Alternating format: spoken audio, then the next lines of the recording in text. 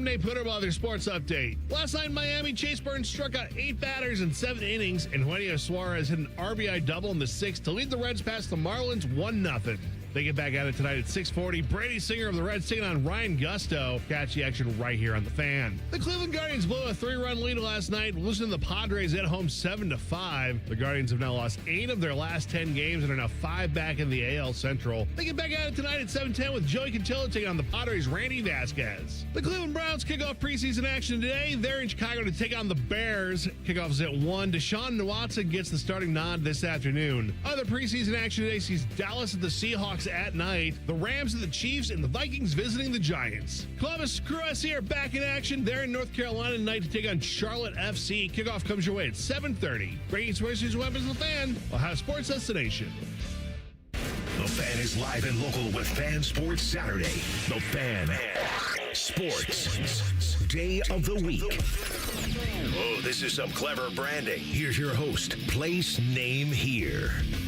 Happy Saturday morning. Great to be with you. Saturday, August 15th. I am Dillon Tyrer. With me is the great Tim May.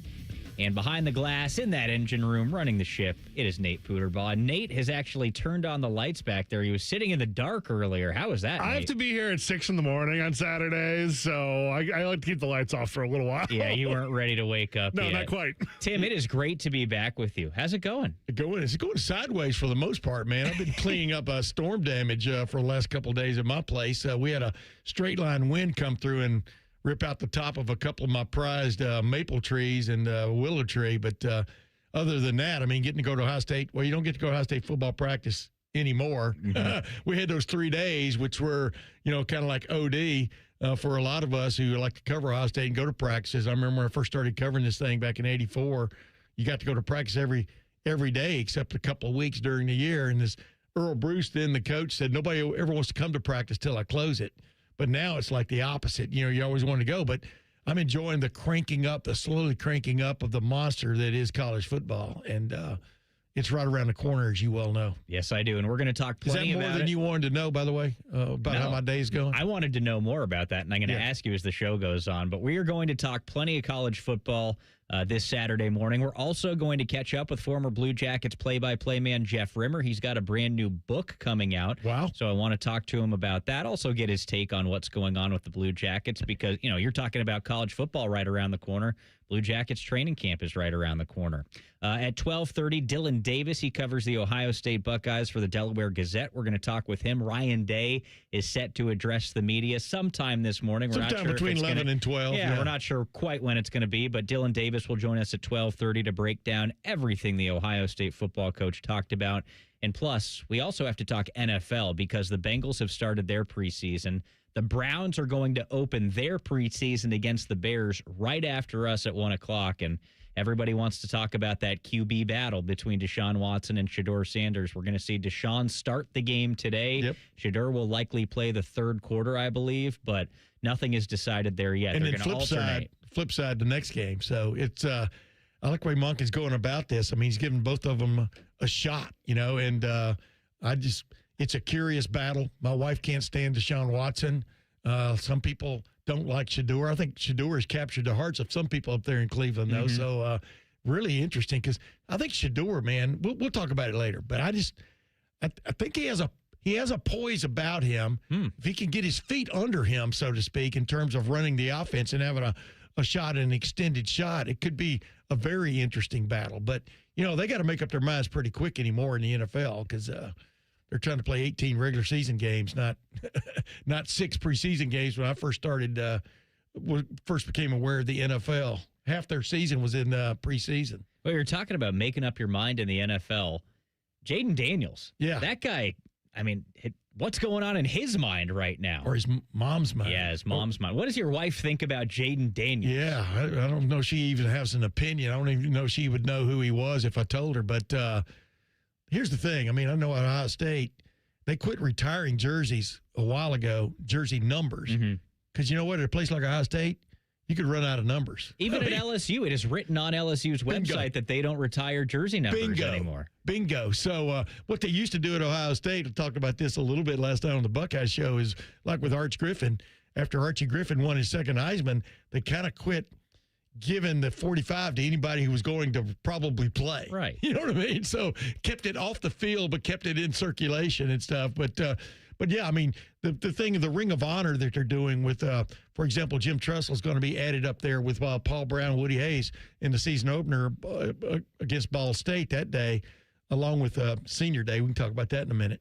But the bottom line is you put the names up there because, college football, you've only got 0 through 99 as your numbers. Right. And, there are duplicate numbers, offense and defense, that players have. But if your name's up on the Ring of Honor, what more do you need? I mean, your number can change on a whim, right? Chick Harley, I think, wore 3 different numbers when he played for Ohio State. I'm with you. Or to me, this isn't even that big of a story. I know it dominated the airwaves yesterday, and it's just that time of year, right? People need something to talk about, man. Folks need things to talk about, and I think that if this were to happen during the thick of the NFL season, maybe it wouldn't be as large of a story. But even so, it seems very stupid. Did you hear the whole? Speaking of petty, did you hear the whole thing about that? He, or we're using he in quotes here, it's likely his mother who manages everything for him, is asking LSU to return the duplicate Heisman Trophy to him. They can't even have that. Yeah, I don't even know how that works. I don't know why you would have to return a duplicate.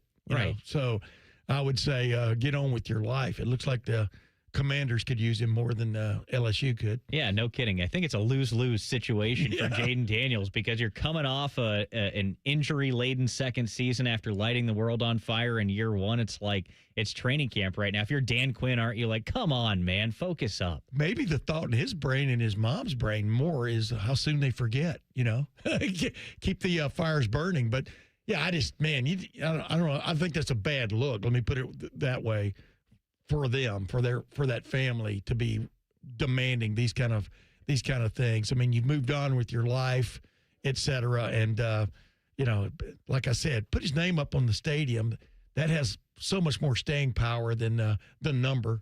Who remembers what number he wore except for the real fanatics? Talking about things you never forget, did you hear this story this week about the snake inside a high school football player's helmet in Arkansas? Surprised. I'm not surprised. You ever been to Arkansas? No, I haven't. Have you? I grew up in East Texas, man. You could pull a rock back and see a snake sitting there. I mean, so no, I'm not that surprised.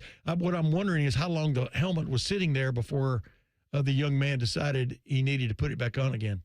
Did you hear about this story though? Yeah, I heard about the story. The kid was wearing his helmet for like an hour at practice. Oh yeah, and felt something a little bit wrong. Took off his helmet, and there is a 2-foot-long cottonmouth snake inside of his helmet. Now that's no joke. No, our backyard had a ditch creek going through the back of it, and that's where all the neighborhood kids played when I was growing up in East Texas in Lufkin, and we would always go down into that ditch and look for cottonmouths before we played a game, and we killed a few, but mainly ran them off because you don't want to run up on a cottonmouth, man. That's a poisonous big-time snake.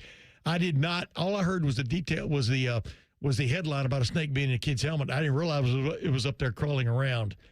That would be about as scary as it gets for Tim May because I am not a snake guy. One would think if you have a 2-foot snake in your helmet, at some point you would notice it doesn't fit correctly. Yeah, I mean, what are we talking about Extra here? padding. Like, you're supposed to wear a helmet so you don't get a concussion, but I mean, are you concussed when you don't realize your helmet's not fitting properly? Extra padding. How does the snake not bite you or anything like that either? The snake had to be knocked out cold. I mean, is this kid like a linebacker or a running back that the snake was knocked out cold by the contact? I'll tell you what, with a helmet that then has a snake in it and then is on your head, there's not enough room for that. There's not a whole lot of room for that snake to wriggle too much. So no. Definitely not coil up and strike you. But, golly, I just can't think of a bigger nightmare. The snake wouldn't get out of the helmet either. He took off the helmet, and the coaches or animal control, whoever came to help the situation, they could not get the snake out of the helmet, so they had to actually submerge the helmet and drown the snake essentially to get it to come out. So this thing was locked in there. Because the only thing worse would be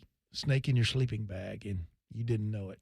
I mean, these things are 1-2. You always rip the helmet off and throw it 50 yards. Yeah, I guess you're right about that. What a way to get you going in the morning. That would be quite the adrenaline rush. Just tells you how much Americans love football. Yes. That even a snake inside the United States of America loves football can't keep so that much. Can't squelch that kid's want to. No, you were right about that. You were talking about Ohio State football just a few moments ago in the whole new senior day being the first game of the season. Yeah. Thoughts on that? Well, my thoughts are, think about when it's been in the past, and I don't have a problem. I have no problem with it, as a matter of fact, because it's either the Michigan game or, the game when Ohio State's hosting in even years, or it's the game before the game when it's in Ann Arbor. So I think it makes more sense to have it like on a set day, in essence, honoring or setting you up for your senior season. I understand it. It's always been a little bit convoluted anyway in terms of that day and honoring these guys. And here's the other question. In the modern way of doing things, and you know this, my friend, who's actually going to take part? I mean, Jeremiah Smith is probably in his last year as a Buckeye. Right. He's not a senior. I can name several other guys like that, and it's not necessarily getting them to declare, but I think it's fine. I have no problem with it whatsoever, because you're getting ready to play you're honoring guys who are about to play their final season for Ohio State, and kind of get that going and get it over with. I think it's kind of fun because when you do it the final home game of the season, it's almost like thank you for everything you've done here at Ohio State. That round of applause, the cheer when the guy comes out of the tunnel with their parents and the flowers in their hand and whatever. But now, if you do it the first game of the season, it's like, okay, all of these guys are seniors. Let's celebrate these guys all season long. Right, so I kind of like the spin zone there. And not only that, but I know how coaches think, and I guarantee you, it's that long little period there when they're doing that before they host Michigan. Right. That it's a lull. And it's an interruption in how you've been doing things, so to speak. The lull there. So there are all kinds of reasons, but I personally don't have a problem with it. Is my point. And I've been covering Ohio State football for 43, 44 years now, and so I think it, in some respects, like you just pointed out, it makes more sense to me to do it the way they're going to do it. Blue Jackets defenseman Zack Werenski was the talk of the National Hockey League this offseason. And finally, yesterday, he was able to speak with the local media for the very first time since all those trade rumors swirled. We'll tell you what he had to say coming up next. Fan Sports Saturday on The Fan. All the 10 TV people come over to our side of the building to take a deuce. That should tell you something about how we operate. The Fan. Save big money on ideal garage doors. Now at Menards. Replacing your garage door adds instant curb appeal and value to your home. It's the #1 home improvement project for return on investment. From traditional to modern styles, choose from our huge in-stock selection or design your own garage door in-store or on Menards.com. Plus, don't forget to view the weekly flyer and check out all the great deals happening now. Save big money at Menards. What can ADP do for small business? We help answer the business questions, like how do you track employee time? How do you do payroll taxes? Or what does compliance even mean? So small businesses can focus on bigger questions. Now florists can ask, can we invent another holiday to sell bouquets? Pizza shops can ask, how do we stuff a calzone into a pizza crust? And pool cleaners can ask, what is that thing in the filter? These are the questions you can focus on when ADP takes care of the business of your small business. ADP for small business. It's likely you've made peace with the congestion that greets you every morning. The snoring your partner stopped mentioning. It feels unfixable, but it isn't. For most, it's a nasal breathing problem that's treatable for good. I'm Dr. Kandula, founder of Advent. Advent can deliver long-term results in about 20 minutes with simple in-office procedures. We diagnose and treat the root cause of nasal congestion, sinus pressure, sleep apnea, snoring, and allergies. 96% of patients with severe nasal breathing issues report improvement, and most major insurance plans are accepted. Wake up and smell the life you've been missing. The family picnic, the run by the lake, the fresh cut grass. Breathe deep, sleep through the night, and step into every day sharper and more present. It's time for a new beginning. It's the advent of your best life. Jerry, I've made a decision. Aaron, are you giving away free services again? Well, yeah. How did you know? Well, I haven't been able to quit thinking about your AC piggy bank. Get Eco. ECO. We work to extend the life of their old air conditioner and then give back all the money we were paid to do it. Up to $1,500. When they need to buy a new system. Jerry, I'm getting ready to do something like that again. Get Eco. ECO. When we replace a water heater, I'm instructing all the Eco Plumbers to give our customers up to $500 in free repairs before they leave the house. $500 in free services that same day? There's lots and lots and lots of things our plumbers can do for $500 or less. And Eco is going to do these things for free when people buy a water heater? Yeah, whatever they want for free. That same day? Same day. Get Eco. ECO. Give it away, plumbers, genius electricians, and gonna make you cool again, HVAC technicians. Go to geteco.com. State Fair food is getting smaller and pricier. We'll have room for fried cookies. Okay, you never overspend on food. What's your deal?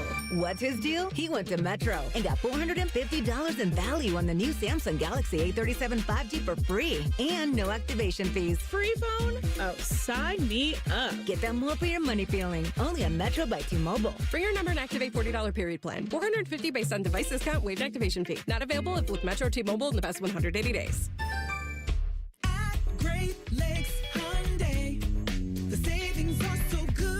It's time for the summer sunset sale at Great Lakes Hyundai. Right now, lease a new 26 Tucson SE for $149 per month for 36 months. $149 a month. Plus, every new Hyundai comes with owner assurance and America's best warranty. A 10-year, 100,000-mile powertrain coverage. Dublin or Columbus or glakeshyundai.com. With approved credit, $49.95 down plus tax title first month payment. 7,500 miles per year ends 8/31. Newman Roofing is proud to sponsor the Fan and 10 TV's Beat the Heat fan drive. Help Ohio's most vulnerable residents deal with the extreme heat this summer. Purchase new box fans and take them to the nearest Franklin County Fire Station or buy online. For more information, visit 10tv.com/beattheheat or lifecarelines.org. Day one, the hardest day. The day you hear, "This is a type of blood cancer." At the Leukemia and Lymphoma Society, we are here to help you move past day one. To learn more and get help on any day, visit LLS.org or call 1-800-955-4572. Common Man and Timmy here for our friends at Hollywood Casino Columbus. Mikey, there's so much fun this month. It's just fantastic. We've got Sun-Kissed Summer Saturday drawings where you can win up to $500 in pen cash, plus all-you-can-eat crab legs still going on. You mean the Canadian snow crab legs, corn on the cob, and Hawaiian rolls every Tuesday? Of course. Plus the last Saturday in the month, play the Queen's Gamble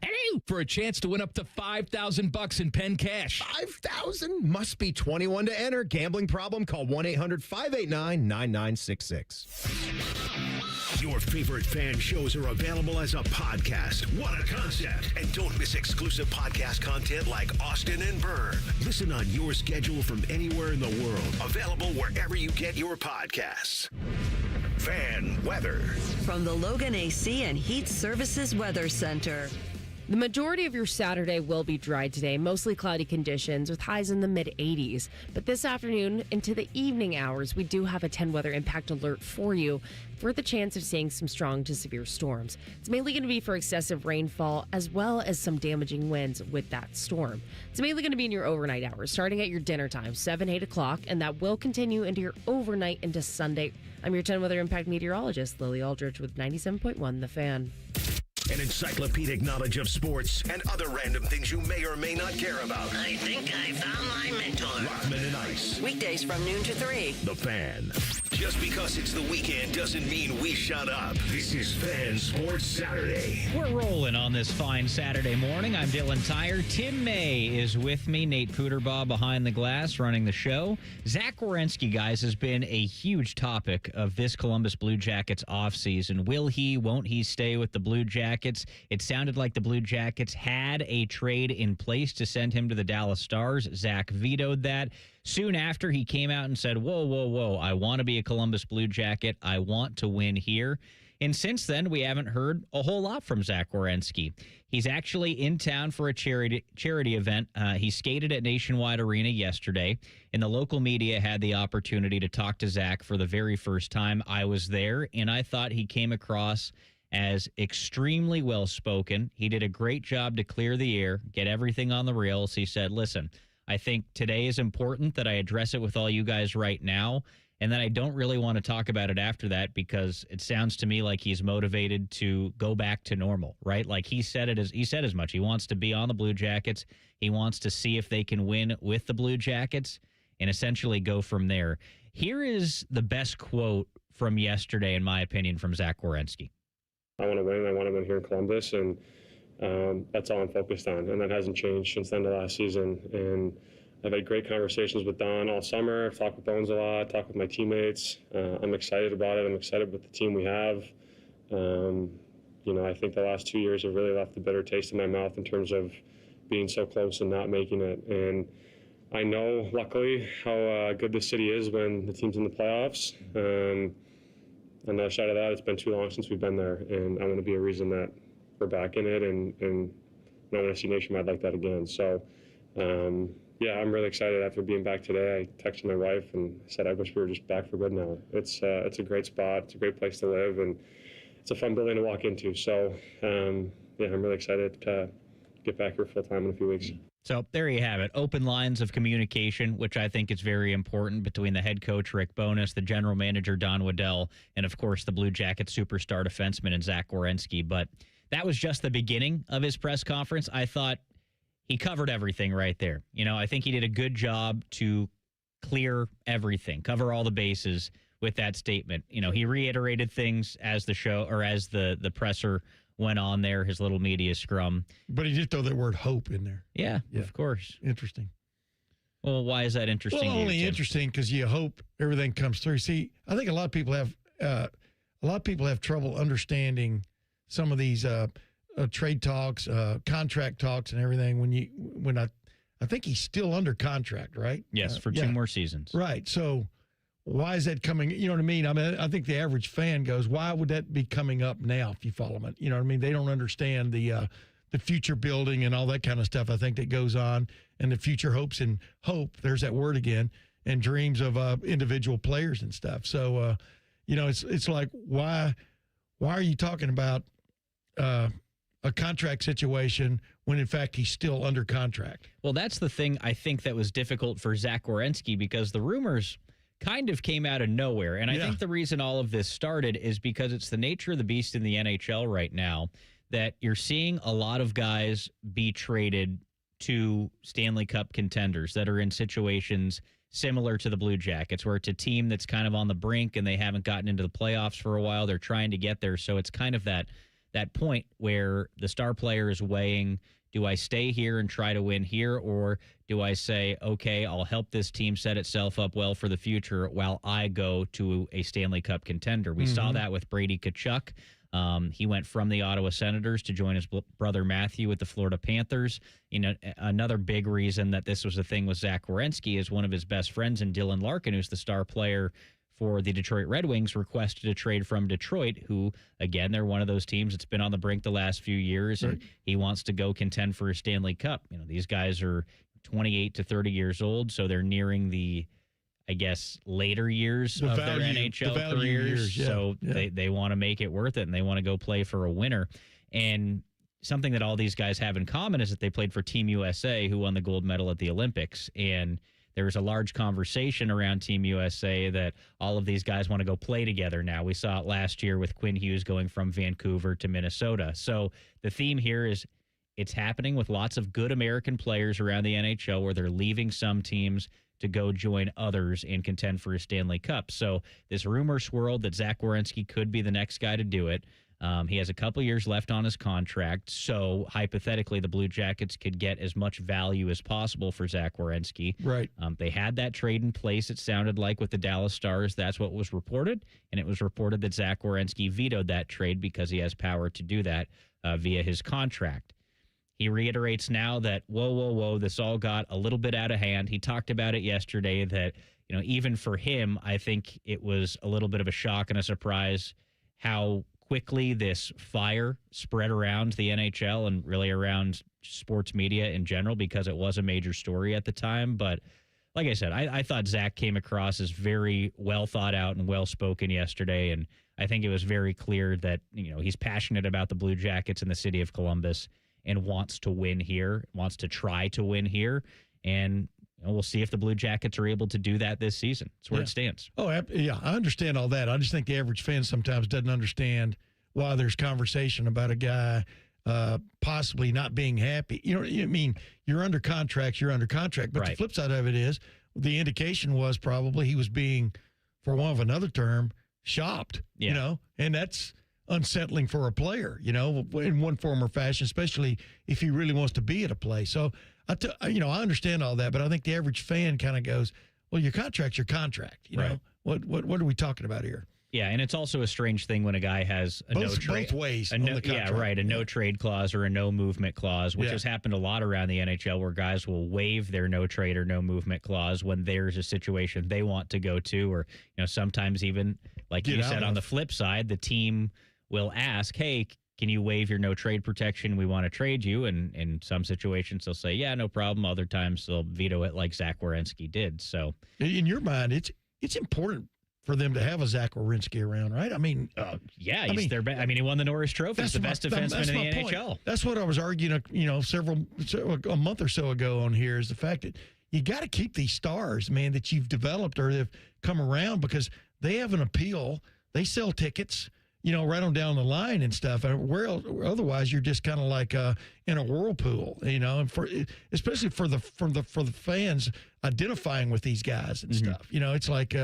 So I mean, I think it's big time news that Zach Werenski wants to be here, and take this to the next level. Well, I think the second half of that quote that we played, where he talked about he has been here when the Blue Jackets have won before. Yes. His first 4 seasons in the NHL, they made the playoffs. He knows what Nationwide Arena is like when it's rocking, when the team's in the playoffs. He knows what the city's like, and I was with the Blue Jackets at that point too. It's absolutely incredible. It's awesome. He wants to feel that again, and he wants to be a part of it. He said that he wants to be a reason that the Blue Jackets are back there. And Zach has always been a guy that has not shied away from that spotlight. He's not like an out there loudmouth type of guy, but there's a quiet confidence about Zach Werenski, and he's never shied away from wanting to be the number one defenseman. He said as much when Seth Jones left the Blue Jackets. He was like, yeah, I want to be the number one. I want to step into those shoes. And, what's he done since then? Back-to-back 80-point seasons, the 2 best seasons by a defenseman in franchise history. He could have very well won the Norris Trophy last season. He did it this year. So, I mean, you're talking about a guy that, based off of his recent body of work, is approaching probably being the best player in Blue Jackets franchise history. Yeah. What's the best way to solidify that? Get back in the playoffs and do something in the playoffs, right? But then you throw in words like hope, and that means what happens if you don't this year? Yeah, I mean, that's obviously a question, right? And that's something that he and the Blue Jackets are going to have to address. But I guess all you can do at this point is, and listen, if he wanted out, I don't think you're talking about hope. But at this point, he's got a laser focus on the season, and the team's got a laser focus on the season with one goal in mind. Let's get back into the playoffs. So, I mean, so we can keep Zach Werenski here, but first and foremost, so we can compete for a Stanley Cup. Yeah, I didn't mean to seize on that word, but it just struck me only because that's kind of what you deal with professional sports. Is you're hoping you're putting that chemistry set together. That's what every team does. Sports are built off of hope, right? Exactly. I mean, but your clock is ticking as a player. Yeah. And it's that old line, eventually you're going to get to a deal where, well, we're not sure you're worth this anymore because now you're 33. You know what I mean? Yeah, absolutely. So you totally understand the clock is always ticking. Jeff Rimmer, Blue Jackets old play-by-play man, used to be the guy that called Zach Werenski's goals. Now he's got a brand new book coming out detailing his life throughout sports media, so we'll talk about that. Also get his take on Zach Werenski and the Blue Jackets offseason. He is joining us in 2 minutes. Fan Sports Saturday on The Fan. When your furnace or air conditioner stops working, you can always rely on Atlas Butler to get it up and running the same day. So why not depend on Atlas Butler for all your plumbing needs? Our expert plumbers can take care of anything from a clogged drain to a broken water heater. We work on all brands of water heaters and plumbing equipment. One call does it all. Atlas Butler is at your service. Call 1-800-FURNACE. One bite in, you'll be saying, that's hot as fire. Speedway's new Hottest Fire Chicken Sandwich turns up the temp. Eat the heat for $4.99 only at Speedway. Valid through 8/25/26. Participating stores. Exclude Speedy Cafe. See app for full terms. The magic of Harry Potter is now at Tim's. Choose your Hogwarts house donut. Summon the refreshing flavor of sparkling Patronus, or seek out the delicious golden snitch Timbit. Try them all at Tim's. At participating U.S. restaurants while supplies last. For Vivek Ramaswamy, Ohio is home. That's why Vivek will always work hard for our state and for Ohioans. The people who know him know why he fights, including small business owner and local barber Donnie Judd. It's a passion for the people of Ohio Vivek has. Cut a guy's hair for as long as I cut Vivek's hair. You know a person. And I would trust him 120%. And he's for the working man. He doesn't care about special interests. The people of Ohio are disgusted with what's going on. They want new ideas. Electric bills are so high, people can't afford them. These are things that people talk about. Vivek wants to make things better, and he will fix it. I believe in that. He loves Ohio, and it's his home. Fighting to lower costs and to put working-class Ohioans first. Vivek Ramaswamy for governor. Paid for by Vivek Ramaswamy and Rob McCauley for Ohio. T-Bone and Tyvis are everything you want in a delicious breakfast. Lots of empty calories, no nutritional value. Weekday mornings from 6 to 9. The best. Instead of annoying national people talking to you this weekend, we've opted for annoying local people. This is Fan Sports Saturday. Dillon, Tyrer, Tim May, Nate Puderbaugh with you on this fine Saturday morning. Right now, we're sending it out to the Bryant Heating and Cooling Systems fan guest hotline. Jeff Rimmer, the former TV play-by-play voice of the Columbus Blue Jackets, is with us. Jeff, how's it going? It's great to talk to you. Thanks for having me on, Dillon. Everything's great. As you know, we talked off the air here a couple of times, but the book is now out. It doesn't get any better than this. And we're hearing a lot of comments here early and pretty excited. We're now available. All right, I can't. You can go to jeffrimmer.com and go directly to Amazon from there. And we've had quite a turnout so far, and I expect it to get even better. All right, we love to hear that. I'm very excited to get my hands on a copy and read it. I want to ask you about the process of writing the book, maybe a couple of stories, tidbits in there, if you can reveal a couple of things. But first, Tim and I were just talking about Zack Werenski and his comments the other day being back in Columbus and, how he kind of cleared the air. So give me your take on the Zack Werenski situation, plus what the Blue Jackets and Don Waddell were able to do to help make themselves more of a contender this offseason. Well, I think Zack said it best, and it came right from the heart. This story kind of grew legs as time went on, and I think, and I've said this here on the fan several times over the weeks that I joined Mike Riccardotti and company, and hey, the thing was totally blown out of proportion, number one. Number two, a lot of it was generated by the agent. I like what he said in the press conference the other day. I really believe, and I'm not saying we're best friends, but I certainly have a great relationship with Zack over the years, and I think that he's sincere when he says, he'd certainly like to remain a Blue Jacket for the rest of his playing career, but he wants to see the team with some tangible improvements. He wants to see the team make the playoffs and go on a run. He's had a taste of success with the Olympic team, and certainly in that Four Nations tournament the previous year. And he, like so many of those U.S. Olympians, have had a taste of what it's like to win a gold medal, what it's like to be competitive in the Four Nations, that they want to continue to win. And who can blame them? Anybody that plays in the National Hockey League, anybody who plays in the NFL, anybody that plays in college football. You play to win, and who could blame him for wanting to win as a Columbus Blue Jacket in Columbus? Yeah, good thing there's not a transfer portal in the NHL. Hey, Jeff, this is Tim May, man. Long time no talk to you, but I wanted to ask you, was it fun sitting down and going through your brain and coming up with anecdotes, et cetera, to write a book? Because, I know Riccardotti gives you a hard time.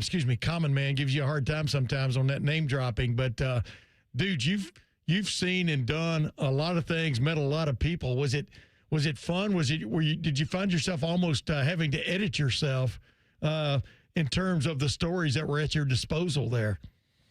Well, first of all, Tim, it's great to be on a mic with you because I've known you for a long time and, of course, appreciated where you've come from all these years and following the Buckeyes and writing in the Dispatch. So great to be with you today. Yeah, I've had the fortune of Craig Mers, who was the gentleman that was my ghostwriter, if you will, and we spent countless hours on the tape machine telling stories, looking back, And it was actually quite exciting going back and thinking, okay, my time in Washington, D.C., my time in Baltimore with the Orioles, doing talk shows, my time in Montreal, the Pete Rose situation, and that is certainly prevalent in the book. In fact, there's a trail right through the entire book. I also have comments on what I think Pete, and deservedly, deserves to be in that Baseball Hall of Fame, and he'll get that chance next year. It was great to reminisce. It was great putting stuff down on paper, and I had all kinds of notes, Timmy. It's not all at the top of my brain. I mean, I was making notes, and then I'd go back and find maybe a piece of paper that I'd written on a few months back, and some of it was scribbled. I got to be honest. Now, what did I mean right here when I said this? And it was quite a process, and almost a year in the making, getting it all down and talking things over with Chris, and then deciding how we're going to approach it, where things line up. And I got to tell you, First Flight Books out of Chicago, they were terrific. They did a lot of the editing. They changed things around. They decided that, hey, let's move that chapter up, and we'll move this chapter back. So it was quite a process, to say the least. I've learned a lot about being an author and editing and where things go and how to have that flow go through the entire book. Jeff, I was with you with the Blue Jackets for a long time, close to 10 years, so I've been very fortunate to hear some of your great stories, but are there some tidbits or a tidbit from the book that you can tell me about that maybe I don't know, a story I haven't heard from you before? Oh, I'm sure there's lots of stories that you haven't heard. We don't want to give anything away here, but I will tell you this. There is a very serious chapter. There is a story that I tell that, quite frankly, my best friends have never heard. And it's not all fun and games. It's not all funny stories and name dropping, because there is a name dropping section in there as well. But there's a very serious chapter, and people are going to be enlightened when they get a chance to read that. But it was a fun process. I'll tell you, too, there's a serious chapter about a gentleman that was not with us long enough, in my opinion. That's Johnny Hockey. We certainly pay tribute to him. So there's something for everybody. There's my time in baseball, my time in the Olympics, my time in Columbus, which a lot of the book covers. It was a great 20 years in Columbus. It was the best decision of all the places that I lived and broadcast and was part of a community. Nothing beats Columbus. In fact, my wife and I, even though we've kind of settled in Florida several years ago, I'm telling you, and I say this in all sincerity, we have thought long and hard several times about moving back to Columbus and finishing things off there. Well, Columbus has felt like Florida here the last several weeks. 90-degree highs, winds blowing, rain coming in, etc. But I wanted to ask you this, Jeff. You can answer this without giving anything away. I've always wanted to ask you this question. Of all the guys, the name drop and everything, who is the most interesting person you ever met? I mean, that takes in a lot of ground. I understand that, but I don't want you to go Austin Ward on me here and name 20 guys. Give me the one guy that, man, I'm glad I met that dude. Tim. Wow. I know. That's a tough question to ask. Your favorite kid, right? I'm fortunate. Yeah. I mean, I've met so many great people. Certainly, and it's a story in the book, and certainly Dillon's heard it a few times, getting a chance as a 21-year-old to talk Muhammad Ali to come to my TV studio because I didn't have a camera.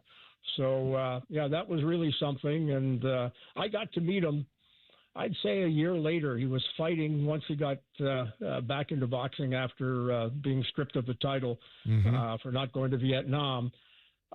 He fought in Vancouver against George Chuvalo. And I went out for the fight. The cable TV station I was working for sent me out there because they were televising the fight.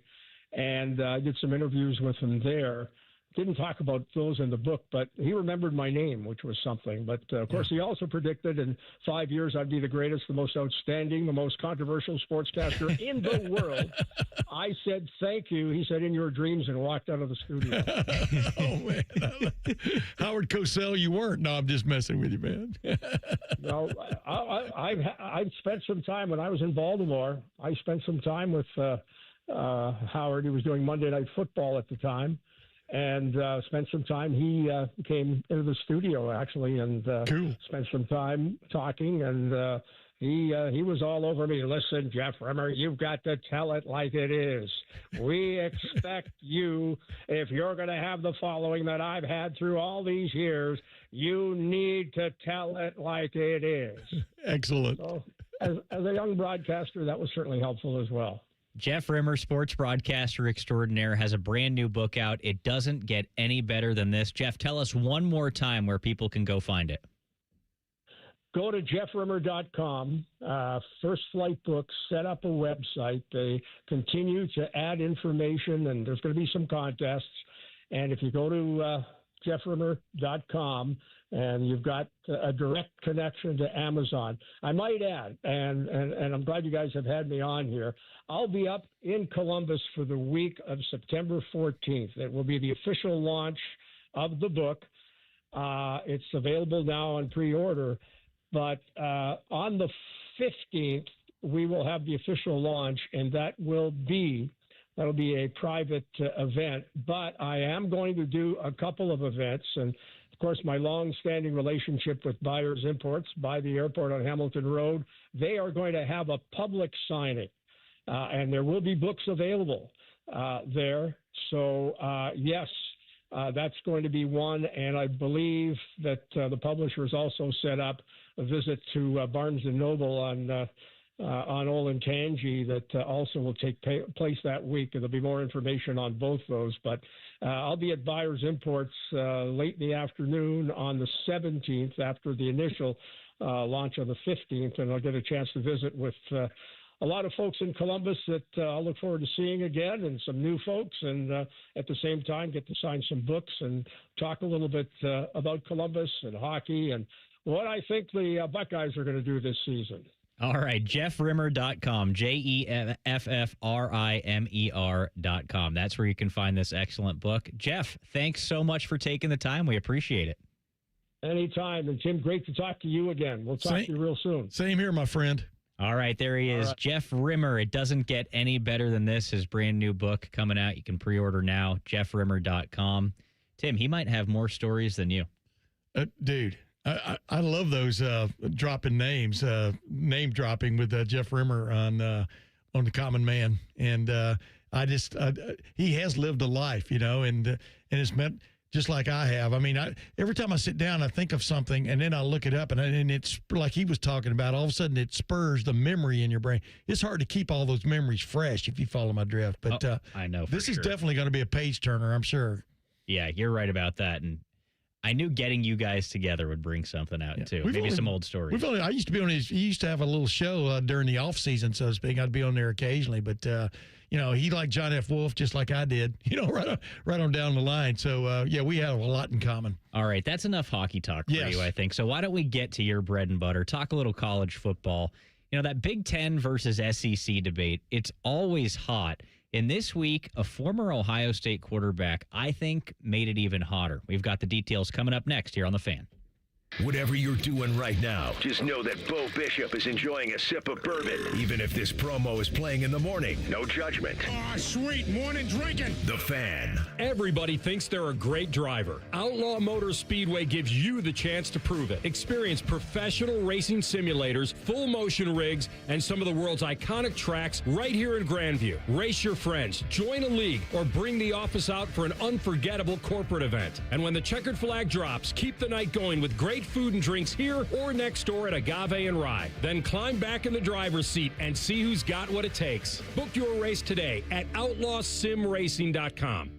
Need a roof you can count on? Ramos Roofing has protected homes and businesses throughout Ohio for almost 20 years. Whether it's a leaky roof, storm damage, new siding, or new gutters to protect your foundation, Ramos Roofing delivers quality materials, professional installation, and honest service every time. Get your free roof or exterior assessment today and ask about Ramos Roofing's no-interest financing options. Call 614-761-7663 or visit online at ramosroofingohio.com. Enjoy more ways to save at Kroger, like low prices in every aisle. And you can clip and save more with digital coupons in the Kroger app.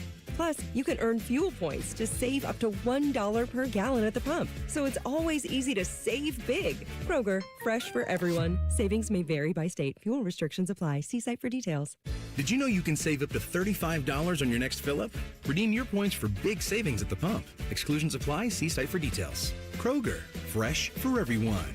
Hey friends, Twin Peaks is the best in the game. Here, it's bigger game days and UFC fight nights. I mean, where else can you find a scratch kitchen that always comes in clutch every day, all the way from lunch to late night? Only at Twin Peaks, the #1 sports bar.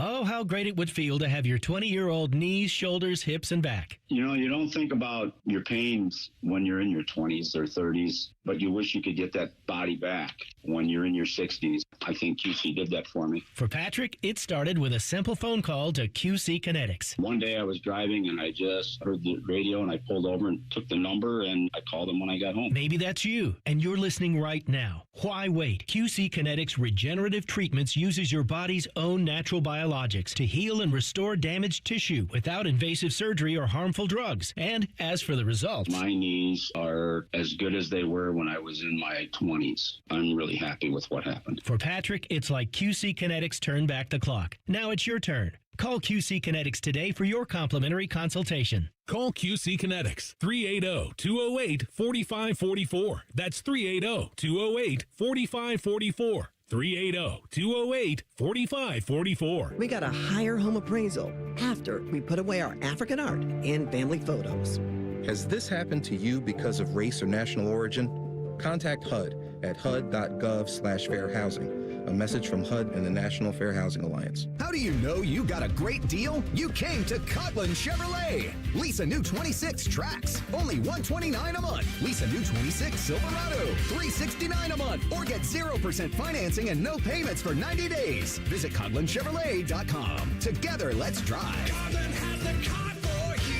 36-month lease, $44.98. Due at signing includes $398 fee plus tax, title, and registration. 10,000 miles per year, 25 cents per mile over. 0% for 60 months equals $1667 for 1,000 finance with approved credit through GM Financial. See dealer for details. Stands 831.26. Common Man and Bob Capace here. So, Bob, you got this ring builder thing on your website. Yep, you pick the diamond, the setting, customize your own engagement ring before you even come in this store. I actually tried it. You did? It was ridiculously easy. See, if Common Man can build a perfect ring online, anybody can, because I'm dumb. Then book an appointment and we'll help make it exactly the way you designed it. That's why I always tell people, I know a guy. You too can design your own engagement ring with the ring builder at worthingtonjewelers.com. If I can do it, anyone can. Worthington Jewelers, where Columbus gets engaged. Hey there, friends. Bo Bishop here. You've heard me talk about High Bank's award-winning whiskey, but did you know they also make the best vodka in the world? That's High Bank Distillery Co., and they're more than just incredible spirits. With 3 amazing locations around Central Ohio, High Bank serves up scratch-made food, handcrafted cocktails, and a vibe that keeps people coming back time and time again. Whether it's date night, game day, brunch with friends, or dinner with family, High Bank delivers every single time. Learn more at highbankco.com. Dine, drink, distill at High Bank. Enough already. We can do more. Enough already. We can find a cure. Enough already. We can do better for our kids. Enough already. We are relying on you. We can come together to support Children's Cancer Research Fund, a national nonprofit dedicated to ending childhood cancer that is on the front line of breakthroughs. Because it's enough already. Go to childrenscancer.org today. Buckeye Replay this summer takes you back to some of the greatest comebacks in Ohio State football history. The Buckeyes have something for the LSU Tigers in 1988. Hear Buckeye Replay this Saturday at 4 p.m. on The Fan. The Fan Guest Hotline is sponsored by Weston Air Heating and Cooling and Bryant, doing whatever it takes to keep you and your home comfortable. The Fan. Sports talk, weekend style. You're listening to Fan Sports Saturday. I love the Big Ten versus SEC debate. I think it's so fun. It's really pointless, to be honest with you, because both of them are complete super conferences, and I think we have seen Big Ten dominance the last 3 years in terms of winning the national championship. And, of course, when it comes down to the record in bowl games and the record head-to-head in the college football playoff, the Big Ten is dominating. But the SEC could just as easily flip the switch and win 3 straight themselves. Oh, yeah. This it kind of reminds me of Ohio State and Michigan, the series. Yeah. Because just when you think you got it going on, along comes Jim Tressel and flips the switch, and Urban Meyer. And then along comes Ryan Day, and then COVID, and the next thing you know, Ohio State loses 4 in a row. I mean, that's kind of what we're talking about here, because a lot of things are cyclic. But then Ohio State, of course, righted the ship last year. But the point is, you can talk is cheap. And the funniest thing about it, though, Dillon, the funny thing about it is the argument that comes from the SEC is when they forget about the national championships, when they lose bowl games to Big Ten teams just because they didn't care, because they weren't playing for the national championship. And let me tell you, Vanderbilt hadn't played for a national championship in forever. You know what I mean? Neither South Carolina. I think that last time was a long time ago. So, but words are cheap at this time of year, but that's why you and I are doing this show right now. Well, Kirk Herbstreit, former Ohio State quarterback, and of course, I guess I don't know if he's the preeminent voice in college football right now, but people put a lot of weight into what Kirk Herbstreit has to say, of course, and what he does for ESPN and commentates the NFL now. Pat McAfee's trying to be that guy. Yeah, exactly. Yeah. Well, he's got an album. Have you listened to the Pat McAfee album? No, I have not. Well, Kirk Herbstreit doesn't have that, but he does have an opinion on the Big Ten SEC rivalry, I guess we will call it. He went on the Dan Patrick Show earlier this week, and he said the Big Ten is better than the SEC, kind of using the argument that you just highlighted. He said, I think this is a new era that we're in right now, and I think the Big Ten has proven to do a better job of keeping their players more invested in their team. He went on to describe SEC players checking out once the title is off the table. As soon as they're out of the playoff, he said, I feel like they're like them and their agent. I'm out of here. One team looks really inspired and one team doesn't, he said, of watching these bowl matchups. It's almost like the Big Ten is tired of hearing about the SEC collectively, and they're out to kick some ass. And the SEC is like, whatever, I'm going to the NFL, I'm transferring. Do you buy that? To a certain extent. I mean, he gives the ESPN SEC out there, which is the little disingenuous part. The SEC just doesn't care about these bowl games. That's why they're losing. Yeah. Right. Well, that's what I was just talking about. I mean, there are all kinds of excuses. I remember I went on the Feinbaum show several years ago, and this is before the Big Ten run, and he was wanting to know how Ohio State's ever going to win a national championship again, blah, blah, blah. And so I started saying, well, there was the Clemson game in 2019 that was stolen from them by the officials. And then in 2022, you lose the best receiver in college football to a cheap hit in the back of the end zone when they're kicking Georgia's butt. Mm-hmm. And Georgia ends up winning that game. And he goes, those are excuses. So now that they're on the other side of the argument, they want to give you their excuses. And at least Feinbaum also has come to the point, making the same point that Kirk just did, that, right now, the Big Ten, you can't argue with it. As the old saying goes, to quote Kurt Cignetti, you can Google it about what has happened over the last several years. But this is a brand new year. And there are several teams that can win a national championship. So if you just judge it on the national championship, well, the national championship now is a tournament. It's not a one game in the BCS era. And before that, you were lucky to get 1 versus 2 before the BCS came along. Now it's a tournament. So now you have to win consecutive games to win a national championship, which does go to the depth, the heart and depth of the football team you've got. So, and the other thing, of course, that's changed things is NIL and revenue sharing. And, you can talk all we want about things as they were in the SEC, but it is interesting how the Big Ten is able to attract players now who otherwise went to the SEC for maybe ulterior motives. Who knows what was going on under the table, et cetera. Not that hardly any major college sports program, football program is squeaky clean by any stretch. But a lot of things have basically evened the playing field, for want of another term. And it's fascinating to see, I'm looking at the college football coaches poll, the preseason coaches poll right now. And obviously the Big Ten has a lot of teams in the top 25. But if you look at kind of that top 10 or top 15, there's a lot of SEC schools in there. But another thing people love to talk about is who can actually win the national championship. Yeah. That's a phrase that has been more common now that we have the expanded playoff. People love to talk about that. All right, we have the expanded playoff, but who can actually win? And when you're talking about the teams that are those contenders, I feel like more often than not, it's the Big Ten teams. Like you look at least last year, you looked at that. Like Georgia's, preseason 3, Texas's preseason 4. Neither one of those schools was sniffing the national championship last year, whereas you had Indiana in there, Oregon in there, Ohio State in there, et cetera, et cetera. Yeah. So it's kind of a strange argument in that the SEC is still really, really good. They have lots of good quality football teams, maybe more than the Big Ten has. But the cream at the top right now, it feels like belongs to the Big Ten. And I would say Indiana, their emergence has a huge role in that. Oh, absolutely. Dude, they were the losingest program in major college football history. Like, where would the Big Ten 2 years ago? Where would the Big Ten be in this argument if it weren't for Indiana? Well, true. Like, you could still make the argument. It existed before Indiana developed into what they are. Yeah. But I think, do they overtake the SEC because of Indiana now? No. Well, yeah, you could argue that. You know why? Because Indiana, under Curt Cignetti, put the whole modern college football picture together, meaning anybody can be good.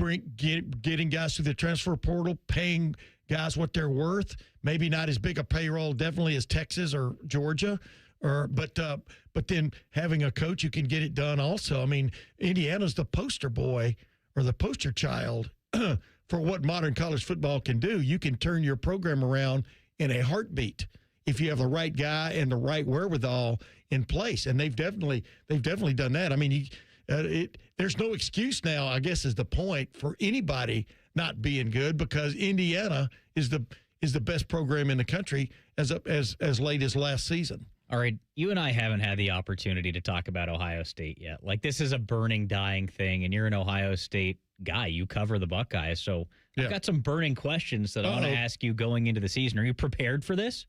Yeah, I'm always prepared to talk. All right, I know that. Tim May is going to answer my Ohio State questions. Coming up next, Fan Sports Saturday on The Fan.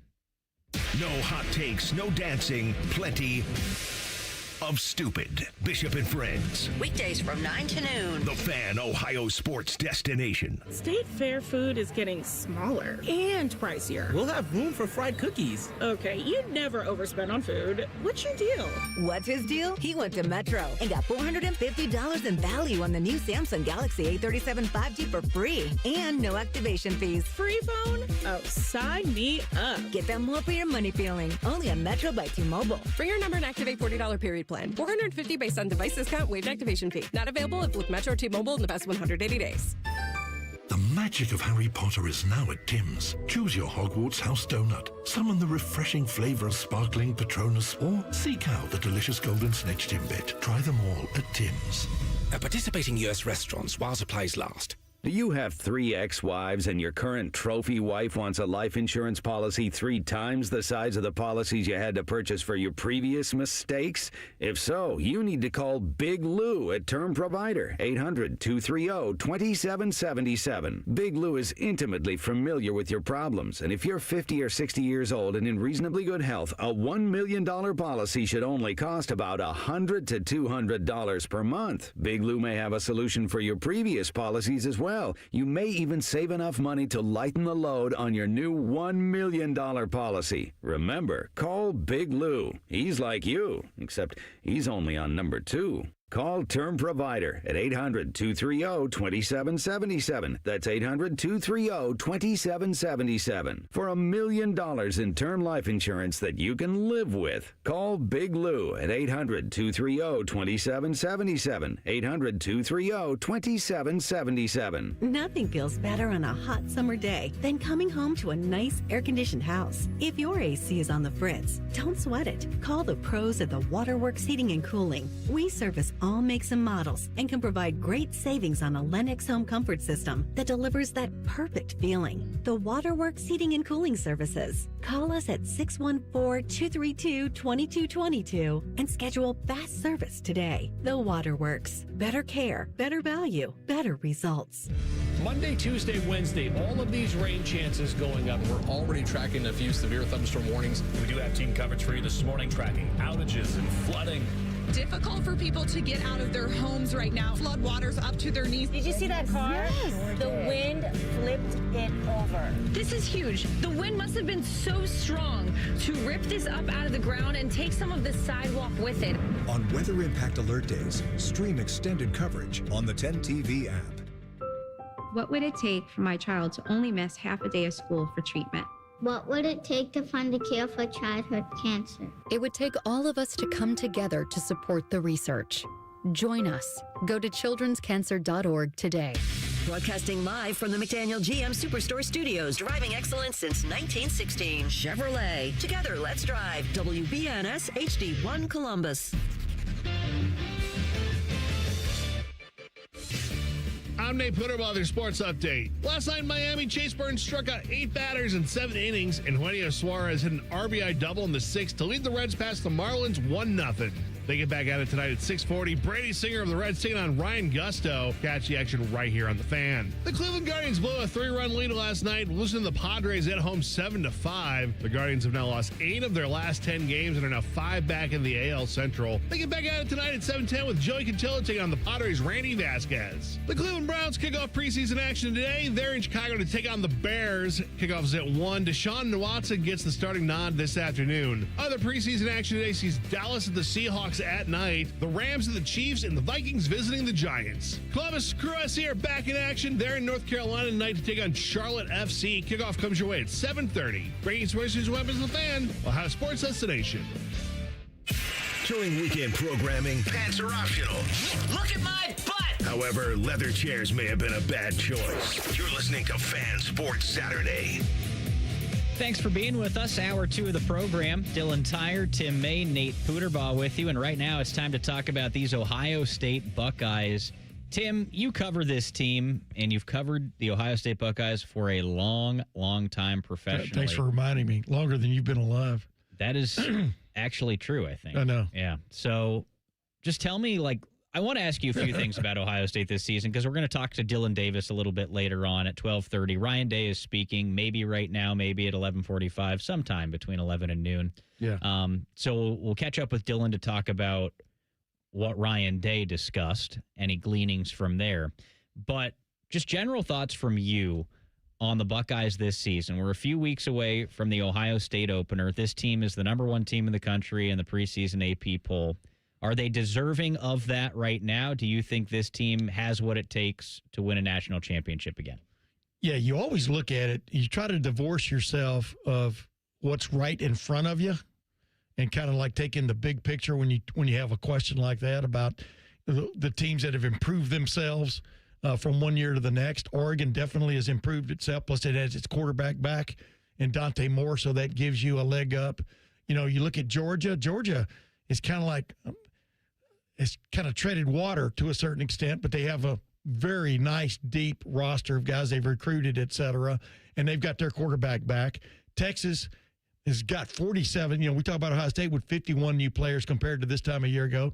Texas has got 47, and they're right there, you know, depending on what magazine or what radio show you listen to or what poll you look at. Texas is right there, considered one of the top teams in the country. You know, they've got their quarterback back. I wouldn't have said that's a good thing the middle of the season last year, but Arch Manning did make progress, for want of another way of putting it, as the season went on. And so you look around, but I look at Ohio State's roster, and what stands out to me, I think it is as deep as it's ever been of guys that can play. And that takes in the last several, because they've been very deep. Right. That's a big statement. Yeah. But then when you look at the other replacements, like Caden McDonald, do not sleep on what Caden McDonald brought to this team last year, especially in the middle of that defensive tackle drafted by the Houston Texans. But But what he brought, it's really hard to replace a guy like that, just like with Caleb Downs. Yeah. Except, like I asked Matt Patricia the other day when we got to talk to him, you can't sit there and cry about the guys that have left because they're gone, Now it's going to be a little bit of a different look, for example, on defense. We'll talk about that in a later segment. I do want to talk about that with you.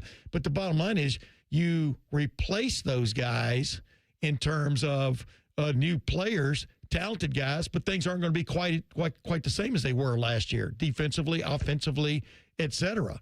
And so what I've really liked is the way they brought in John Walker and James Smith. I think both of those guys have been pluses on the defensive side of the ball. And like I said, we'll get to that in a later segment.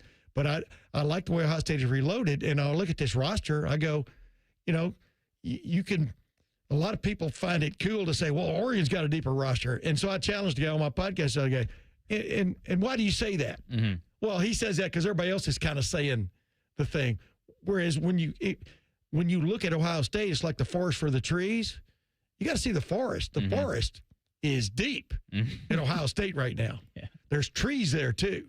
And you don't want to be distracted necessarily because Oregon also, for whatever reason, at the end of seasons, we've seen them embarrassed 2 straight years in the playoffs. Yeah. And and you've seen obviously Ohio State held sway, and then of course Indiana last year. So until you've done it, can you do it? Yeah. Right. That's the question with Oregon. So I look at Ohio State as the preeminent program in the country, and by preeminent I mean by just maybe a hair, but just from a depth standpoint, from a coach's standpoint, from a support standpoint, I'm going to say standpoint 4 or 5 more times now. Sure. From a revenue sharing and NIL aspect, there's no other program. I personally believe there's no other program in the country that's put it all together the way Ohio State has in the last 4 years in terms of the support and everything else that you need to have the top program in the country. I do want to ask you about the new offensive coordinator in Arthur Smith and what that could potentially look like, but I feel like the defense is a larger area of concern, or question marks at least, for Ohio State fans out there. So much is back on offense, and so much of that is the quarterback and the star wide receiver. Julian Sayin returns, Jeremiah Smith returns. On defense, you're losing so many different guys: Caden Curry, Caden McDonald, Sonny Styles, Arvell Reese, Caleb Downs, like all of these different guys. And you're not just talking about depth there. Davis and Igbinosin. Yeah, right. You're talking about like superstar first-round pick, high first-round pick players across that defense. In saying that, it sounds to me like you like the way the Buckeyes have reloaded. So maybe not as much star power on that defense, but still plenty of depth. Yeah, I was trying to save that for a later segment, but I'll go into it right now. Let's just do it. No, for example, Devin Sanchez is ready to rock and roll. He's ready to be that next guy. At cornerback, I mean, he's a big dude. He was a 5-star for a reason because he's not only big, he's kind of like Jeremiah Smith in the sense he's not only big, but he can do all the other stuff. Mm-hmm. So he's a big version of a shifty, fast dude that loves to cover, loves the challenge of covering. Jermaine Matthews are really looking out of big things for him from a leadership standpoint, but also, he's back at cornerback. Now's his time to really step up and maybe be that solid dude. And like I've been telling people, this defense is going to look different because they don't have that super stud in the middle of it. Right. Because Caden McDonald, man, when he asserted himself, he was as good as anybody in the country last year at nose guard, wherever you want to put him in there to mess up, between the threes, I call them, between the 2 guards and the center, to just own the middle of the football field, making you have to change things, change kind of what you've got going on from one play to the next. But James Smith, the transfer from Alabama, and John Walker, the transfer from Central Florida, have, I guess, through preseason camp so far, if I was going to be at the Ryan Day press conference today, that's the question I was going to ask him.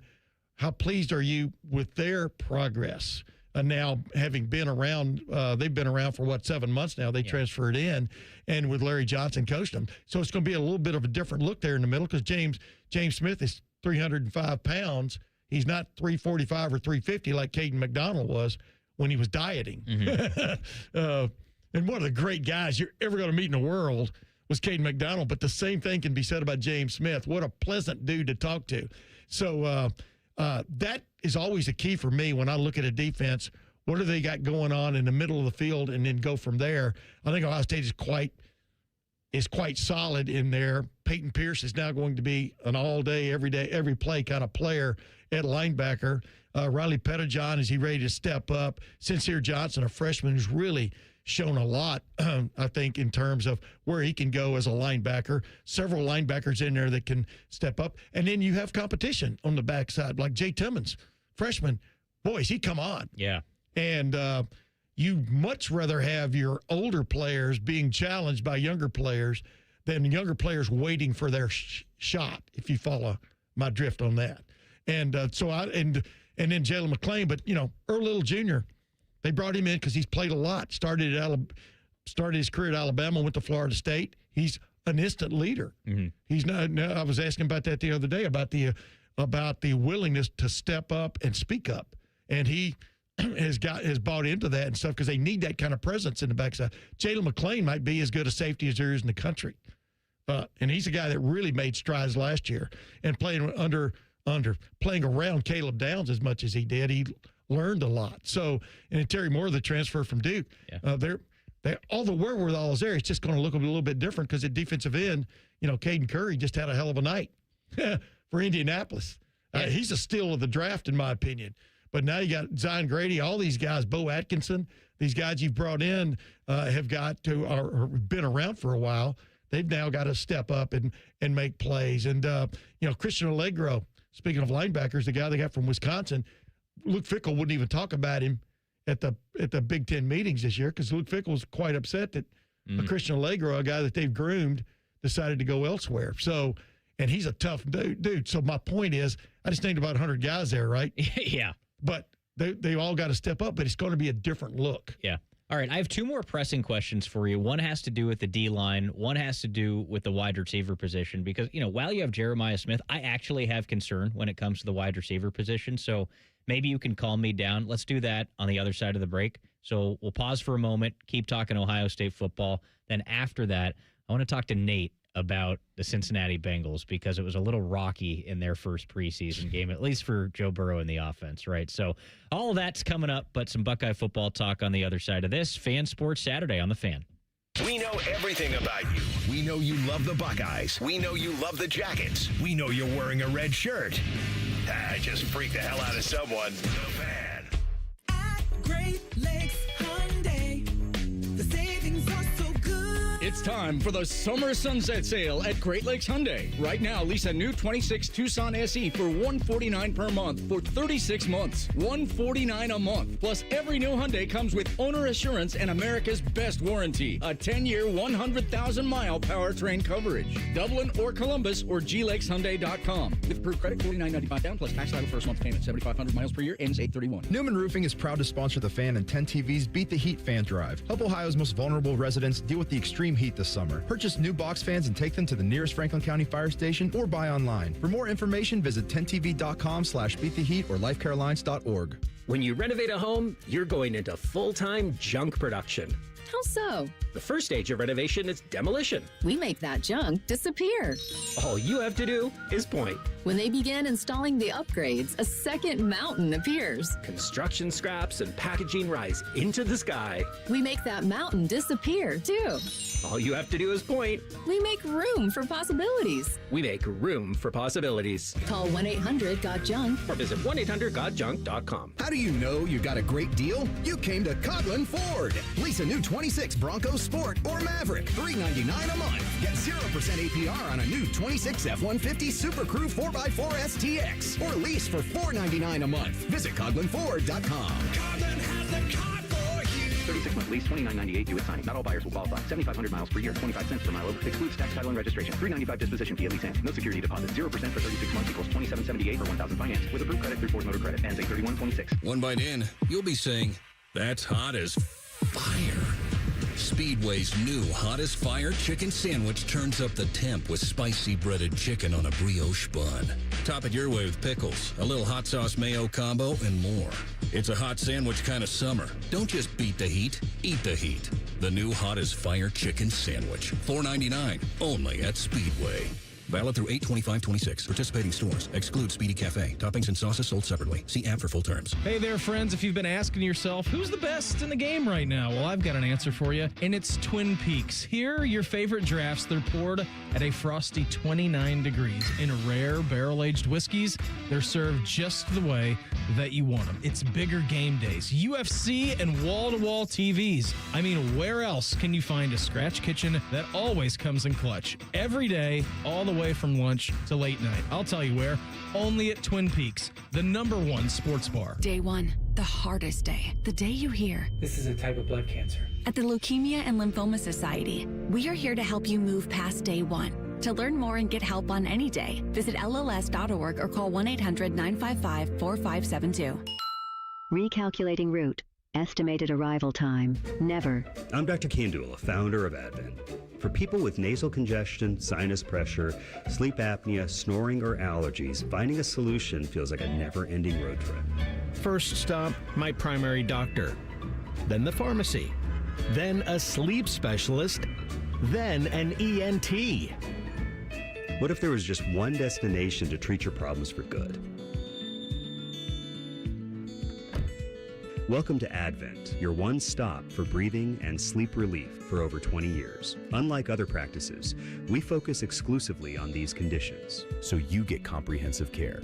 96% of patients with severe nasal breathing issues report improvement. Plus, most insurance is accepted for these effective 20-minute in-office treatments. You have arrived at Clear Breathing.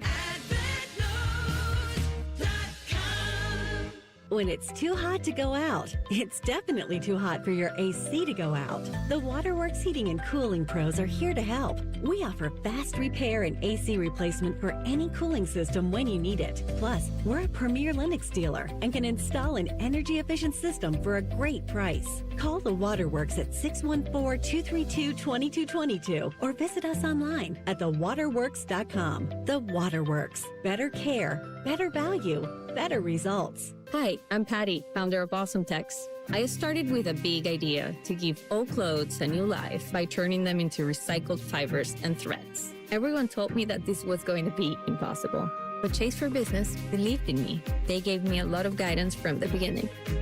Get financial guidance from bankers in the Columbus community and convenient digital tools all in one place.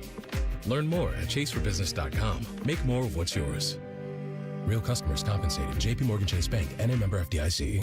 Common Man and Timmy. What rank would the pilot be for Aer Lingus? Would he be a colonel, would he? Colonel Lingus? Bad with you, you idiot. Common Man and Timmy, Afternoons on the Fan, is sponsored by the Hinderer Motor Company. Fan weather. From the Logan AC and Heat Services Weather Center. The majority of your Saturday will be dry today, mostly cloudy conditions with highs in the mid-80s. But this afternoon into the evening hours, we do have a 10 weather impact alert for you for the chance of seeing some strong to severe storms. It's mainly going to be for excessive rainfall as well as some damaging winds with that storm. It's mainly going to be in your overnight hours, starting at your dinner time, 7, 8 o'clock, and that will continue into your overnight into Sunday. I'm your 10 weather impact meteorologist, Lily Aldridge with 97.1 The Fan. We are your radio home for the Buckeyes, Browns, and all the NFL games you can handle. We may have a bit of a football problem. Oh, yeah? The Fan, Ohio sports destination. Live, local, and still slightly drunk. I'm not drunk, all right? I just have a speech impediment. This is Fan Sports Saturday. Dillon, Tyrer, Tim May, Nate Puterbaugh with you, talking some Ohio State football. Tim was waxing poetic about the changes on the Ohio State defense. You know, one area of concern that I have, Tim, is that D-end position. And Caden Curry had double-digit sacks last season, but we've come to know Ohio State, well, at least when Ohio State has been dominant, is having an elite pass rush. You talk about the Bosa brothers, Chase Young. It's been a while since Ohio State has had a defensive end like that, if you know what I'm saying. Kenyatta Jackson's on the roster right now. Yeah. Is he a guy that maybe might be able to fill those shoes, or are we still looking for that next great pass rusher in Ohio State? You're always looking for the next great pass rusher, he said. Like the sun is hot. But the Kenyatta Jackson, we've seen him blossom. I was just talking about him with a fella yesterday. You've seen him blossom, kind of grow into his body, pardon the expression, grow into his body and become, in my opinion, the confident player you're looking for. I thought we saw that last year near the end of the year. He really came into his own. And, man, if you can get a guy that he's not Reuben Bain, the guy from Miami that we just kind of go, wow, but he could be a close facsimile thereof. And if you can get that guy demanding double teams on the edge, things like that, your attention, you're going some places. I mean, I'm really interested to see what they do, for example, with Quay Rusall, the transfer from Alabama, because he's not – you wouldn't confuse him for Kenyatta Jackson physically, but, man, as you know the term quick twitch, he's that guy. And just kind of a different look kind of dude, and kind of a, for one of another term, a Micah Parsons kind of looking dude. And if they get him involved, obviously with the guys they've got back, Zion Grady, Bo Atkinson, they want those guys to really step up this year. We talked about that a little bit earlier, but yeah, they've got to have that edge, and they may rob Peter to pay Paul with Christian Allegro coming off the edge. He's shown a propensity to be able to do that. I mean, a third linebacker, but not necessarily playing linebacker. And I think we may see some people last year were critical. I wasn't because it didn't really bother me. Matt Patricia got a lot done without blitzing a lot, and one of the reasons was good. Yes, it is. Some people don't see it that way. They just see anytime there's a failing, well, you need to blitz more, yeah, but that's not always the answer. Oftentimes it's not the answer. But if they can mix in a little bit more of that stuff, because like from year to year, Matt Patricia, when he was in the NFL with the New England Patriots, was great at changing up his defense, not just from year to year, but from week to week, sometimes from half to half. Right. And that's the kind of the brain guy you've got running things right now. But what he could count on last year, as he talked about the other day, he could have these high-level conversations, for example, with Sonny Styles and Caleb Downs, and grew into those level conversations with Jalen McClain also at safety, where they could talk concepts, and then those guys could filter it down to the other guys. Right now, I think he's got that with Jalen McClain. I think it's coming along with Peyton Pierce, for example, and maybe a couple of those other linebackers. But, you just always have to find, every year is different. Even in the NFL, guys change. You got to find that little mix from a standpoint of we're all on the same page, coordinator to assistant coaches to players, so that they understand what it is you're trying to get out of a concept. And that may be what we see this defense deal with at the beginning of the year. But I think there's a lot of smart guys on this defense that can get to that. But, man, they can enhance the pass rush from the inside out, for example. That could be a different look for them this year, maybe compared to last year. Arvell Reese, though, he's not coming back through the door. But you know what? He had to grow on you. Yeah, right. For 2 years. Sonny Styles not coming back through the door. But the point is, those guys had to develop. I think we're going to see fast development in the linebacker realm, for example, which can enhance the edge rushers.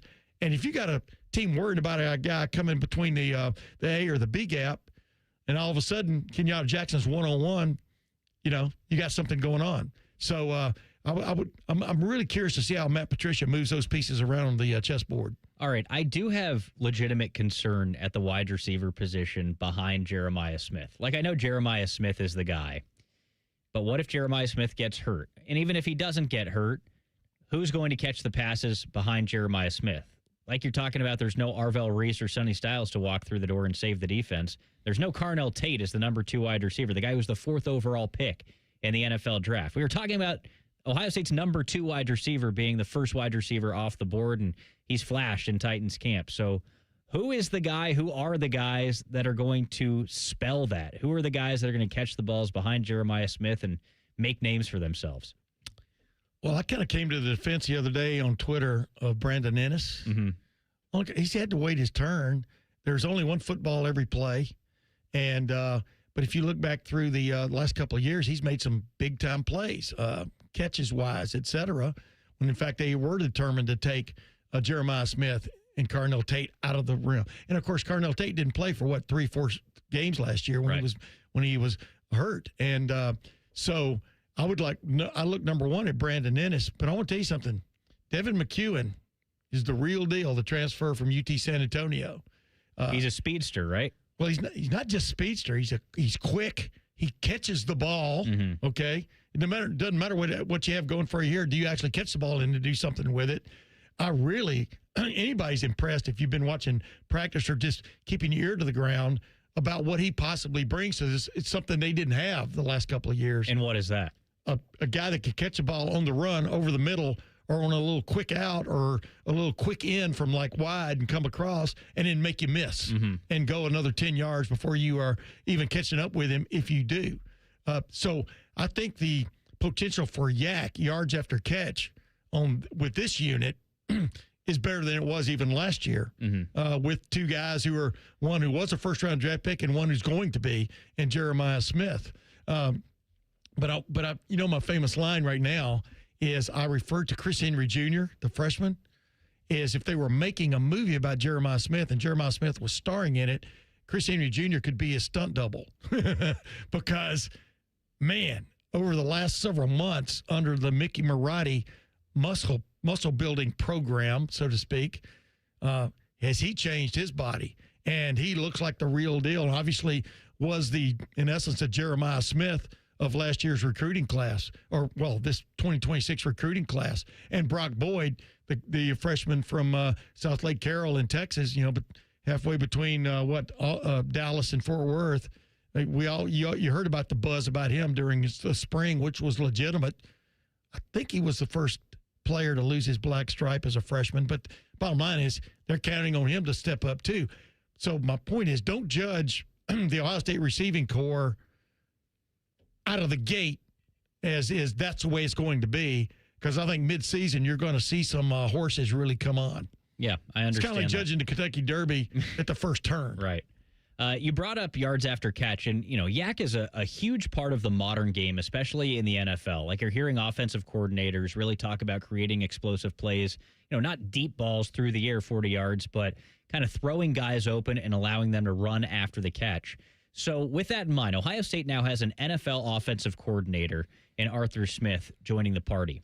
They've got established veterans, Jeremiah Smith, Julian Sayin, members of the offensive line, Brandon Ennis. You already talked about him. We didn't even name the tight ends, but, right. like Nate Roberts is ready to rock and roll. There's established members of the offense, but you've got a new offensive coordinator coming from the National Football League. How do you anticipate the offense will look this season? Will there be changes from what we saw a year ago? Yeah. I think there will be for all kinds of reasons. I didn't even mention Legend Bay a second ago. Right. He's another gadget. Wide receiver, running back guy. We finally got to see him in the preseason camp after he had to miss the first 2 days because of a violation of team rules. But oh my goodness, he's Mr. Gadget. It's kind of crazy how fast that guy's feet are, how quick he is, and what a knack he has for finding the crack in the defense. I'm very, very impressed by what I've seen so far. So there are all kinds of ways, without even talking about the running back room, who Bo Jackson and Isaiah West both have shown they can catch the ball out of the backfield and enhance the passing game. But also Isaiah West, for example, has really changed his body in the last several months. And so that's what Arthur Smith, I'm going to say, has to deal with. Where do you go? What does become your bread and butter after Julian Sayin to Jeremiah Smith? Right. That's going to be the interesting thing to watch, is because Ryan Day brought in Arthur Smith for a lot of reasons, one of which is you've got to be good running the football at any level of football. In the Big Ten, when it gets cold, Julian Sayin threw the ball in the snow very well at Michigan. So that's kind of like an old cliche. But the bottom line is you've got to be good at running the football, and you want to have depth in the running back room. You heard Ryan Day talking before this camp started. That was his most curious position group to keep an eye on in preseason camp, only because 3 of those guys didn't get to practice in the spring because they were banged up. They had gone through those touch-up surgeries that a lot of athletes go through after the regular season the season is over. So Bo Jackson and Isaiah West, and maybe not even in that order, or your top running backs, but you want to see how, for example, Legend Bay figures into that group right on down the line. So Arthur Smith has a lot to work with, and I think he's very much looking forward to it, keeping the defense off balance. You may line up this way and do something totally different out of that formation than you did the previous play. So I think he's the right guy for the right time with this offense. I am very, very excited to see it. We're going to talk some more Ohio State football in just about an hour's time. Dillon Davis, who covers the Buckeyes for the Delaware Gazette, is at the Ryan Day presser right now, so we're going to catch up with him at 12:30. Coming up next, Joe Burrow not very pleased after the Bengals' first preseason game. We're talking about it here on The Fan. Hey, it's Bobby Carpenter, and football season is here. Time to score big at Germain Toyota of Columbus. Whether you're hauling the tailgate or heading to the big game, drive home in a tough new 2026 Toyota Tundra with 2.99% APR financing for up to 72 months, or call an audible and lease the 2026 Tacoma SR for just $349 a month for 36 months with $39.99 due at signing and 10,000 miles per year. Make this your championship drive at Germain Toyota of Columbus, right off I-70 and Bryce Road. Visit GermainToyota.net today. The magic of Harry Potter is now at Tim's. Choose your Hogwarts house donut, summon the refreshing flavor of sparkling Patronus, or seek out the delicious golden snitch Timbit. Try them all at Tim's. At participating U.S. restaurants while supplies last. Save big money at Menards. Menards is your paint destination, offering the selection you need to refresh your home in one weekend. Pristine exterior paint is Dutch Boy's most durable solution for all-weather protection. With its rain rinse technology, water naturally rinses away dirt and grime. Plus, it resists cracking and peeling. Save big money on pristine exterior paint. Plus, view our weekly flyer on Menards.com and start your painting project today. Save big money at Menards. Common Man and Bob Capace here. So, Bob, you got this ring builder thing on your website. Yep, you pick the diamond, the setting, customize your own engagement ring before you even come in this store. I actually tried it. You did? It was ridiculously easy. See, if Common Man can build a perfect ring online, anybody can, because I'm dumb. Then book an appointment and we'll help make it exactly the way you designed it. That's why I always tell people, I know a guy. You too can design your own engagement ring with the ring builder at WorthingtonJewelers.com. If I can do it, anyone can. Worthington Jewelers, where Columbus gets engaged. After my accident, people warned me to slow down. I said, I don't know how. Thanks to my VA care team, I haven't. At VA, we're using technology to help veterans recover faster and live their lives to the fullest. Learn more at vacareers.va.gov/PSA. The radio couldn't contain us, so we've taken over YouTube. Catch Morning Juice weekday mornings at 6 by searching 971 The Fan. Do it. Garnish your Bloody Mary with sports talk. You're listening to Fan Sports Saturday. Indeed you are. I'm Dylan Tyrer. Tim May is across the desk from me. Nate Puderbaugh behind the glass. Nate, I want to talk to you about the Cincinnati Bengals because this team, I'm an NFL guy before anything. Like, I love talking about the NFL, and we're going to do it a lot here in the next hour or so because we've got to talk about the Bengals. I want to talk about the quarterback competition in Cleveland. We've got the Bears and Browns coming up right after us. And, of course, J.J. McCarthy is no longer the starting quarterback for the Minnesota Vikings, so I want to get your guys' take on that, too. But the big question this year coming in for the Cincinnati Bengals is the defense, right? Like, they've always had the offense to get it done. It's just a matter of whether or not their defense can hang in there. And, last year their defense absolutely could not hang in there. But they've made some changes this offseason. They made some changes through the draft. And all signs right now point to that defense being better. And it looked that way, at least in their first preseason game. Zack Taylor, the head coach, was pleased with how the defense looked. A 16-14 win over the Lions on Thursday. How are you feeling right now about the Bengals defense? Too early to tell. I mean, obviously there's no real game plan going on game one of the preseason. Right. But I like that they were more aggressive. Mm-hmm. The guys seem to be up on the ball way more than they were last year, where they just kind of hung back and prayed a whole lot of the season. But I liked the aggressive of the DBs and everyone. Guys were pressing on the line a whole lot more. So encouraging, I guess, would be my word out of the first game. Yeah, not a whole lot of explosiveness from the offense on the other side of the field. Joe Burrow played the first two drives. First team offense played the first two drives. They were able to connect on a long field goal. Joe Burrow was 5 of 6 for 39 yards. He was also hit twice, which I know Bengals fans do not like to see in the first preseason game. How do you feel about the starters playing so early, because that has been a point of contention the last few years. Like Joe Burrow started slow. The offense started slow during the regular season for a couple of years, and Joe Burrow said, you know what, enough of this. We're going to play in the preseason. And I don't know if it's helped a whole lot. It didn't help this week. They put Joe Burrow under center a whole lot more, which I know is a point of emphasis for this year to try to not get him hit as much, and he got hit on both drives. Yeah. Which is great. Orlando, the most concerning thing for me as a Bengals fan, Orlando Brown was very, for lack of a better words, really bad last year at left tackle. And then he chirped a whole lot in the offseason and got blown up immediately and got Joe Burrow hit. Yeah, and that's something that I had been reading about, is that's word from camp, too. It's not just the preseason game that Orlando Brown is a little bit leaky on that left side. And Tim, you know better than anybody, Joe Burrow's got to stay upright. That team's nothing without Joe Burrow. Yeah, that is absolutely correct. And it's funny because the day of the game, what was that, Thursday, right? Yeah. Yeah. A buddy of mine sent me a video of Joe Burrow taking a snap and supposedly in practice and then starting to move and then pulled up lame. And I texted him. I didn't see it until I was watching the game, and I told the guy, I said, dude, I'm watching the game. He's playing right now. You know what I mean? I mean, in other words, there are people out there already putting the mojo on them. What's the reverse mojo of you're just this happening away from being mediocre.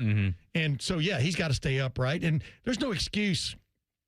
There's no excuse anymore to not have a decent offensive line on any National Football League team because of the draft, because of trade, because of the free agent market, et cetera. You can go out and build yourself a credible, not necessarily the greatest, but a credible offensive line. I'm not sure the Bengals have yet to do that, that's going to be, you always watch a game, I do, from the inside out. If those guys can't handle it, then you're in a world of hurt.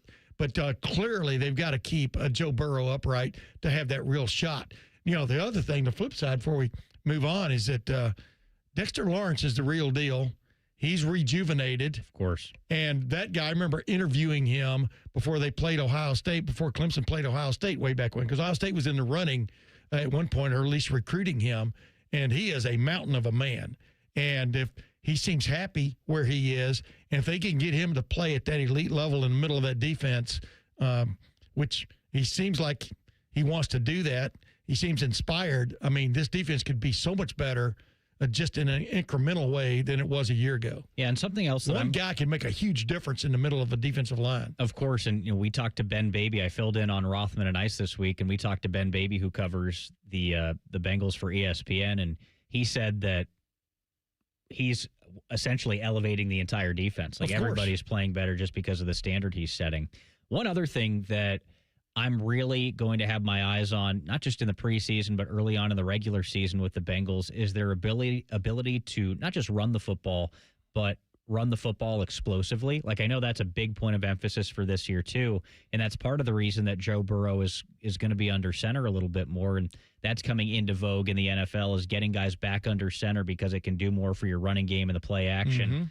You see things like that with the Rams, the Bears, all of these offenses with a running start never hurts anybody. Yeah, these offensive gurus with the head coaches and the offensive coordinators, all these guys are, kind of going back to basics and playing man football. So that was something I had my eyes on in the first Bengals preseason game. They didn't really have anything in the running game that was special. Nothing explosive. I think their longest run was like 13 yards, and maybe Chase Brown's longest run was 5 or 7 yards. So didn't like that. The problem, I get the idea is to put him under center so that Joe is not in as much danger as he is usually, but that doesn't fit Joe Burrow's game. Joe Burrow's game is playing schoolyard football. Just get back there, create something on the fly, find the guy downfield. Like, just sitting under center and handing a guy off is taking away what Joe Burrow does, even if he's quote-unquote safer, as we saw he really wasn't in the first game. Right. Well, somebody can always come loose. But it is, you kind of want the offense to evolve, because Joe Burrow, how long has it been? How many complete seasons has he had in the National Football League? He is such the linchpin to what you're doing. And number two, they were going against, in my opinion, one of the better defensive front sevens, at least early in that game the other night. I like what Detroit has done defensively in that regard of building that group. So I don't judge anything off of a preseason game. Just like Nate just pointed out a while ago, you're running basic stuff, and that goes for both sides of the ball. You're not showing any tricks or whatever you can come up with. This is like with Ohio State. Ohio State wants to see more triples, at least, from their running backs this year. That's one of the things that was missing last year, is finishing off runs. Everybody wants that because it changes dramatically the way a defense has to play you if, in fact, you show the ability at the home run ball from the line of scrimmage. Yeah, and Joe Burrow's talked about it, and, you referenced how many seasons has he played a full year in the NFL. It's essentially 50-50 for him right now. Right. And when he plays, he's a top 3 or even top 2 quarterback in the league. All you got to do is look back to 2024. Yep. He very well could have won the MVP that year. He led the NFL with 4,918 yards through the year, had 43 touchdowns. The guy was a beast. Yeah. He has said that he is sick of winning comeback player of the year, which he has done twice. He wants to win MVP. As Nate was talking about, if they'd had a semblance of a defense that year, I mean, they were in they were in NBA like shootouts. I mean, it was kind of crazy to watch. If they were like 12th in defense that year, they maybe win the Super Bowl. Right. That's just crazy to think about. Yeah. I mean, do you think they're back in the playoffs this year? I think the Bengals are back in the playoffs this year. If the defense has a pulse this year, I think the AFC is not very good this year. The AFC as a whole, you're saying? Yeah. Because the AFC North is obviously up for grabs. Yeah. But the AFC as a whole could be up for grabs. It could be. So yeah, if that's all true, I mean, I don't see Pittsburgh in. I still don't see the Browns in. So really, you just got to battle the Ravens to get in the playoffs. Hey, was that Netflix that had the quarterbacks? That's correct. Show. Yep. They followed Joe through that season. Yeah. And the frustration was obvious to everybody. I mean, the shots of him on the sideline, if they've taken a lead or something, and you're just, he'd never come out and say that, but it was obvious to everybody. Can the defense just stop them one time? Right. It's you think about the game they played last year. You remember the crazy game against the Bears? That's when the frustration really boiled over, and Chase Brown called out the defense after the game and was like, come on, man. Oh, yeah. Something's got to change. Well, he's right. Those are pros. Go do your job. Yeah. Do your job, as Bill Belichick would say to North Carolina players now. Talking about doing your job, some guy this week did not do his job. I have got one of the craziest cheating scandals of all time for you. You may have heard about it. If not, we'll talk more about it coming up here on The Fan. Head to 971thefan.com to listen on demand and subscribe to all our podcasts. Wasting time has never been easier. The Fan, Ohio sports destination. Hey there, friends. Bo Bishop here. You already know High Bank Distillery Co. has award-winning spirits, but now they're officially one of the most awarded brands in Central Ohio. At 614's 2026 Columbest Awards, High Bank took home honors for Best Cocktails, Best Gastropub, Best Happy Hour, Best Overall Bar, and more. And once you visit, it's easy to see why. The scratch-made food, handcrafted cocktails. Whether it's date night, brunch, happy hour, or dinner with the family, High Bank has something for everyone. Visit highbankco.com. Dine, drink, distill at High Bank. Coughlin Kia of Dublin is now open, and we're offering grand opening savings at all 4 Coughlin Kia locations. Get 0% financing on select new 26 Kia Sportage and Sorrento. Pay $0 out of pocket when you lease a new 27 Seltos or 26 Sportage for $375 a month for 36 months. Get grand opening savings at Coughlin Kia. Coughlin has the car for you.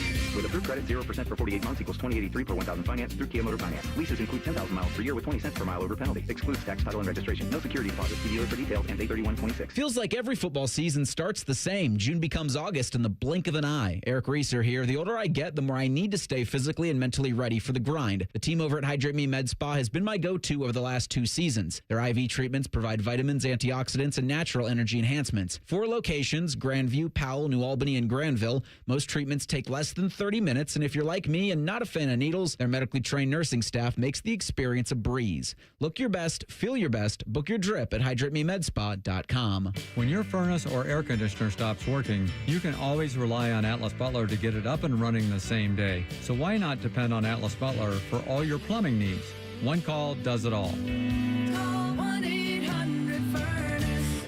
Hey, it's Anthony Rothman, and for the longest time, I figured the less I did, the less I'd hurt. Well, I figured wrong. Something always happens, and when it does, I've always gone to Orthopedic One, Central Ohio's most trusted orthopedic practice. They rank #1 in Ohio and top 5 in the nation for orthopedics. So whether you're struggling with ongoing pain or facing a sudden orthopedic injury, you can always schedule an appointment directly with their physicians. No referral required. Start with the specialists. Start at orthopedic1.com. Monday, Tuesday, Wednesday, all of these rain chances going up. We're already tracking a few severe thunderstorm warnings. We do have team coverage for you this morning, tracking outages and flooding. Difficult for people to get out of their homes right now. Flood waters up to their knees. Did you see that car? Yes. The wind flipped it over. This is huge. The wind must have been so strong to rip this up out of the ground and take some of the sidewalk with it. On Weather Impact Alert Days, stream extended coverage on the 10 TV app. At St. Jude, every innovation we make is a moment we give to children with cancer everywhere. But we can't do it without you. Learn more at stjude.org. Making ends meet matters for Ohio families. Congressman Mike Carey is working to help you keep more of what you earn and get the benefits you deserve.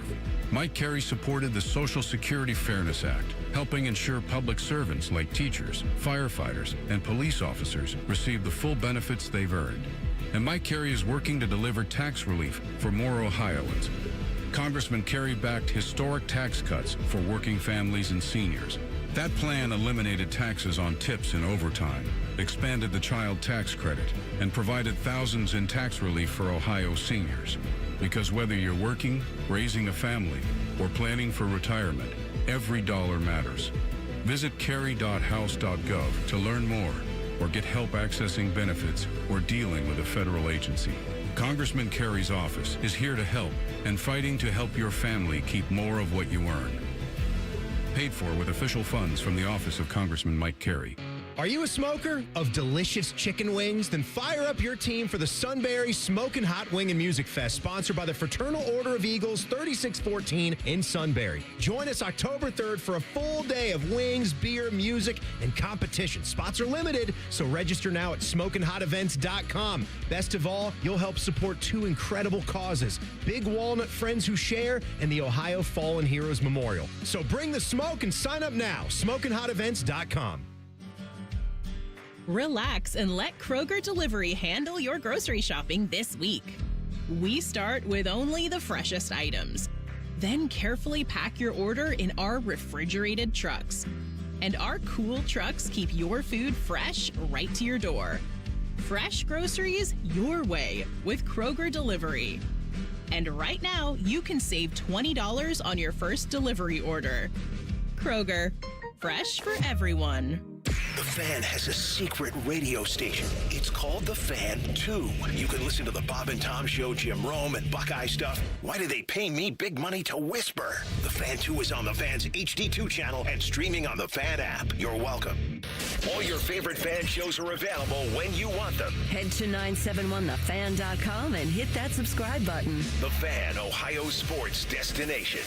We firmly believe it's appropriate to tailgate before a youth soccer game. You're listening to Fan Sports Saturday. So we were blessed with one of the crazier cheating scandals ever earlier this week. A guy in a member tournament at a golf course in the St. Louis area essentially faked a hole-in-one. So you guys, Nate, do you know about this story?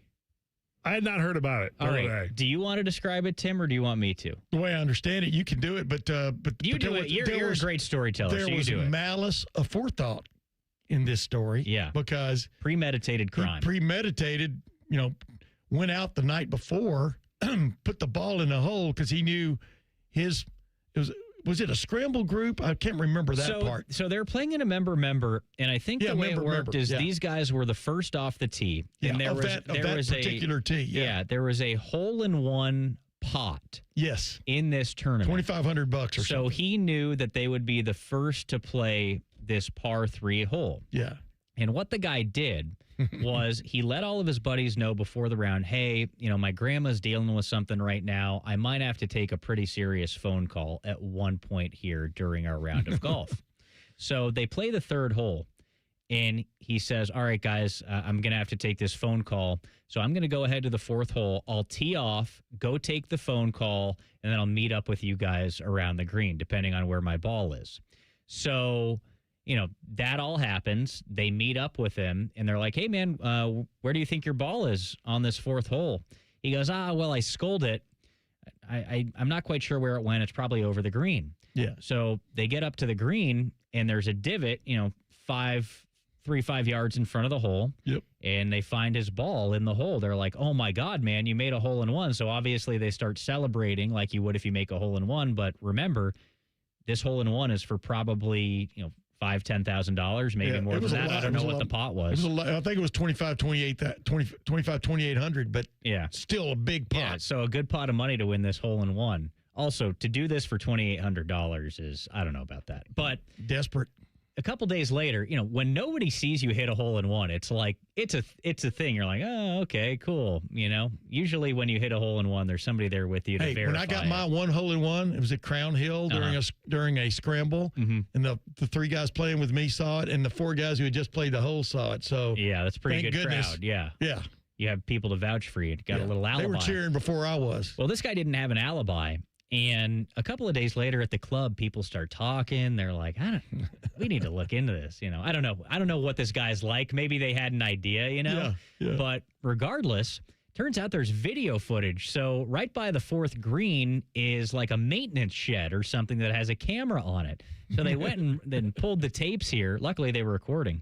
They pulled the tape. And they see this guy before the round, because remember, they were going to be the first people of the day to play this hole. Before the round, he rolls up in his car, parks next to the maintenance shed, goes out and puts his golf ball in the hole and makes the divot. Yes. So he sets all this up. It's a premeditated crime. Absolutely unbelievable. You have to be a complete scumbag to do this. And the guy, to his credit, has spoken with the media since then, renounced his membership at this club. Yeah. But to do all of this to do all of this in the first place is absurd and crazy, and you have to be a little bit of a psycho. But to do it for, what do you win, $2,800? Yeah, whatever it was. What are you doing? Yeah, Why are you throwing all this away for that? Yes. You're a member at a club. You're paying to be a member at this club, and $2,800 is like some big amount of money to you? The planning is nuts. I was under the impression he actually did it because the thing started earlier in the morning, that he did it overnight. But I may be wrong about that. But the point is, it was sometime before the round. Could have been. But then it brings into question everything else you've ever achieved. As a golfer, I'm talking about for this guy, and the fact he went on talk radio and was talking about it. Right. It's weird. And this guy, it's not like bizarre. This guy is. It's not like this guy's necessarily you or I. Like he's just some golfer. He's a guy that played, I think, in community college or junior college. Yeah. He's a 2 handicap, so he's a good player. Yeah. And he goes out and does this? Yeah. Very strange. It's really funny because I was listening to Sirius XM. They had on the Golf Channel, they had a guy come on and tell a story about a fellow who hit a great golf shot one time. He thought it was, but when they got to the green, the ball wasn't there. And so he's going, wow, the ball's not there. And he's looking around, and he walks off behind the green, and he's thinking he has flown the green. And so he didn't want the penalty because it would have gone into, because he can't find it there. He drops a ball, and he goes, chips up. And he chips up, and I think he came within 2 or 3 feet of the hole, and walks and looks down in the hole, and his first ball was in the hole.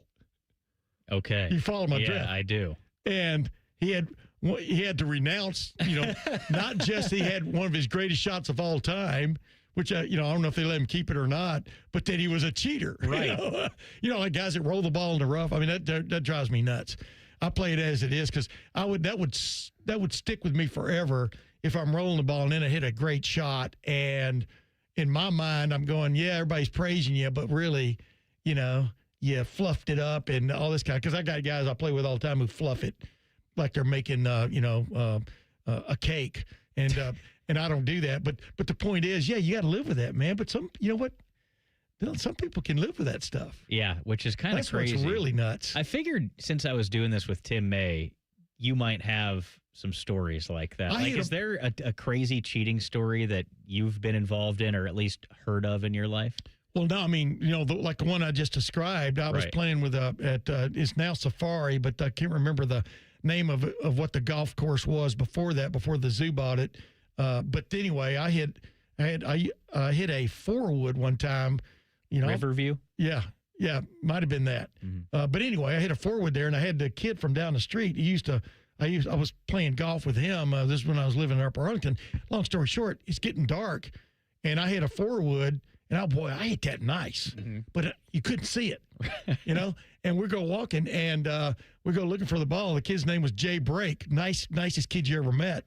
And I walk across the green, and I'm thinking, well, I've flown the green. And as I'm walking across the green, I happen to look down the hole, and there's my ball, one of my greatest golf shots ever. In essence, a hole-in-one, except it's your second shot on a par 4. Oh my God! But I'm telling you, I've never really been around guys. I've been around guys you suspected of dropping a ball when they couldn't find it, but I've never been around real overt cheaters, and that would drive me nuts. If you're on for example, if you're on the PGA Tour and guys, because, just little things make a big difference. Of course. That's why Patrick Reed got in such trouble with people. And I just don't understand the thinking there of, number one, doing it, but then number two, receiving the praise for it. Of course. That's a different kind of mind than I've got. What about you, Nate? Are you this type of guy? Like, could you stomach doing this or live with doing this? I just got a question if this guy was on the Michigan golf team or not. That's excellent. I knew you had something locked and loaded back there. I could never do this myself. Like, I play 2 golf matches a week with my buddies typically, and we try and play on the up and up, right? Like, if there's a ruling, you ask your buddies about the ruling, come to a decision together. If a ball goes out like this, you, of course, are we at a red stake or are we at a white stake? And you take your penalty. Take your strokes according to that, right? Yeah. Yes. But to do something like this, premeditated for money at your club, in your tournament, you think about a country club. Like, there's upwards of 350 to 500 people at that club. You don't know a lot of those people, and you're going to rob all these people? And not only that, he probably bought around for everybody. Oh, wow. That is so true. And so it not only cost him the prize money that he probably had to pay back, but it cost him that round for everybody. Yeah, you're right. I would never try anything like this because no one would believe I was good enough to hit a hole-in-one. But that's the thing. You don't have to be good to hit a hole-in-one. You can just be lucky. Like, I think Alex Ovechkin, there might be tape of Alex Ovechkin out there, maybe one of the first times he had ever golfed in his life. We're talking about Alex Ovechkin, the great hockey player, has no golfing experience. I think there's video of him, like, making a hole-in-one one of the first times he's ever golfed. He's like, how hard is it? Okay, cool. How hard is this game? Yeah, right. It's pretty funny. It's your like when you play with guys, you have understood things. If course conditions aren't right, lift clean in place, things like that, where everybody's playing by the same rules and stuff. But the guys that drive me nuts is somebody giving me a little bit of a grief about the way I'm playing, and then I see him over in the rough fluffing. Yeah, you play your little game, and I'm gonna play my little game, and we're not really playing for prize money here and stuff. But don't brag about you shot a 78 when you fluffed all the way around the course. Yeah, I don't know about you guys, but I would never fluff in the rough like that. If the ball's in a divot in the fairway or something like that, I think that's an ask the buddies. Hey, you guys cool if I toss this out of the divot? You know what? That is where I cheat, because I think it's beyond me from thinking of not being able to move a ball out of a divot in the fairway. Mm-hmm. So, yes, I guess I do cheat. All right. Well, that's technical, but I see what you're saying. I just think a fairway, you should have a perfect lie. Yeah. No, I understand that. I get that 100%. I had to bring this up, though, because this is this is a great story. But it's crazy. It's just, but yeah, the motive is you'd like to, because the way I understood it, when he got interviewed by the guy on the radio, the guy never let him talk. And the main thing is, what was the motivation? Was it the prize money? Were you hard up for cash? Right. I mean, you can be playing in a country club and still be hard up for cash. Yeah, I guess, but I don't know. You pay the monthly, right? Like, yeah, but you can still be hard up for what they call it, jingling. My name's Jingling. Yeah, well, if he's doing this, he's probably a scumbag tied up in maybe some other things. Exactly, a little bit of money. Who knows? You question everything about this guy now. That's for sure.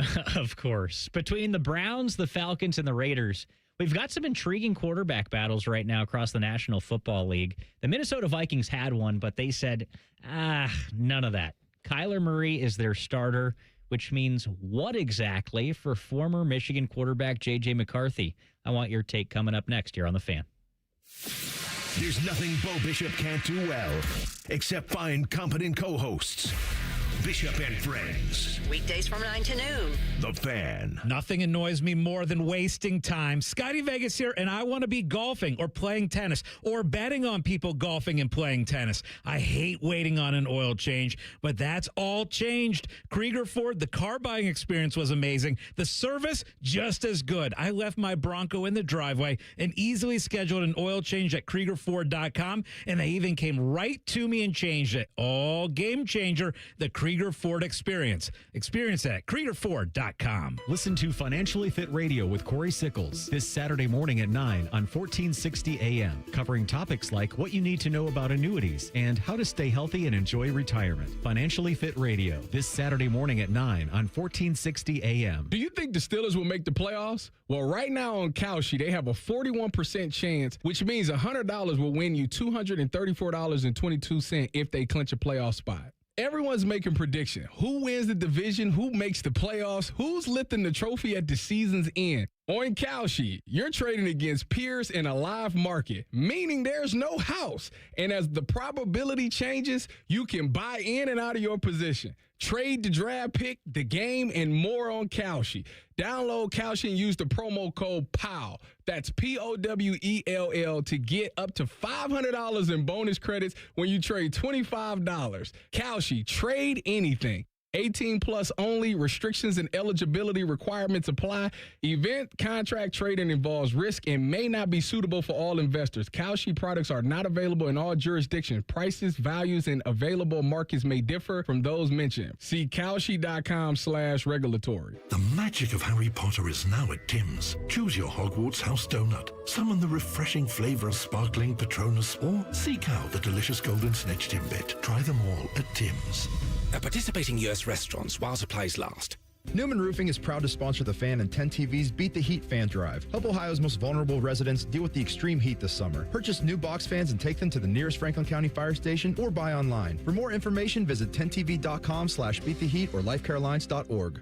At CEC Turf and Tractor, family means everything. That's why we're proud to welcome Green & Sons Equipment's Mount Sterling and Marysville locations to the CEC family. We're honored to carry on the relationships Green & Sons has built in these communities for generations while expanding our ability to serve you with more parts, more inventory, and faster response times. As one of Ohio's largest Kubota dealers, CEC Turf and Tractor is growing without losing sight of what matters most: hardworking people, trusted relationships, and hometown service. Visit CECturfandtractor.com today for all your Kubota needs. I take care of the kids, my dad, things at work, but I haven't made time to take care of what I need. Millions of caregivers experience symptoms of anxiety and depression. Go to mentalhealthcareworks.org to learn how to get the support you deserve. A message from the American Psychiatric Association Foundation.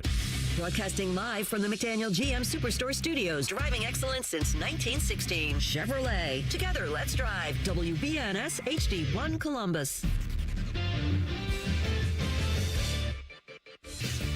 I'm Nate Putterball, their sports update. Last night in Miami, Chase Burns struck out 8 batters in 7 innings, and Eugenio Suarez hit an RBI double in the 6th to lead the Reds past the Marlins 1-0.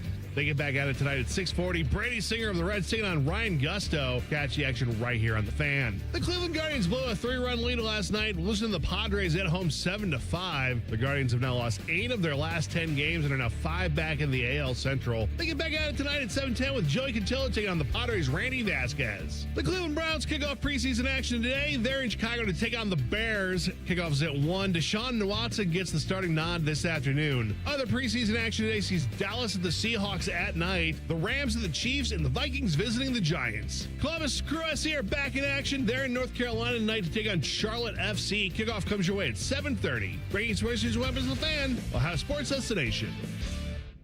Just because it's the weekend doesn't mean we shut up. This is Fan Sports Saturday. Final hour of the program here. You just heard from Nate that we've got the Browns and the Bears coming up right after us. The first preseason game for the Cleveland Browns. Deshaun Watson gets the start. I think we're going to see Shedeur Sanders likely in the third quarter, Todd Monken said.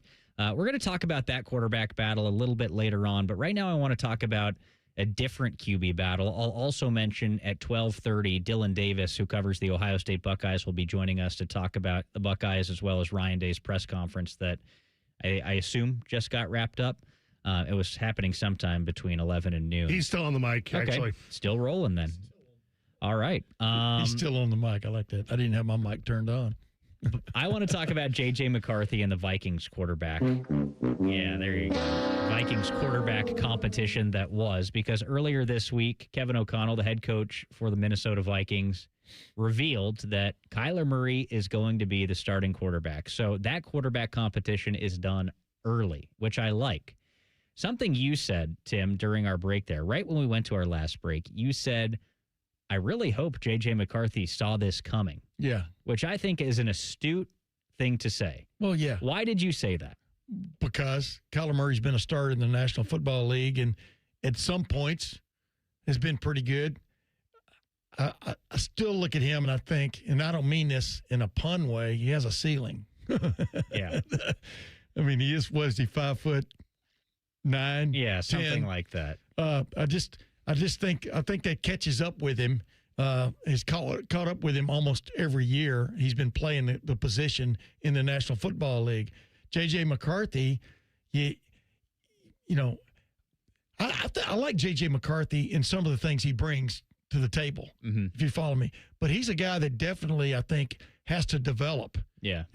A development-type quarterback, and he might be pretty good for you, and maybe in a couple, 3 more years, if you can keep him on the roster and pay him that much money, along with the other quarterback, you're paying a tremendous amount of money, Kyler Murray.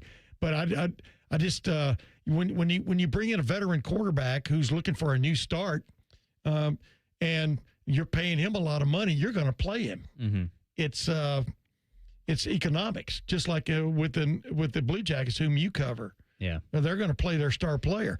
Now it's different because you play 3, maybe sometimes four centers in hockey. You only play 1 quarterback. So, but I mean, you would think he saw it coming and was prepared for this development. And I don't think it came as a surprise to him, I guess is what I'm saying. Yeah, he's certainly disappointed by it. And why wouldn't you be? You want to be the starting quarterback, especially when you're drafted high to do that.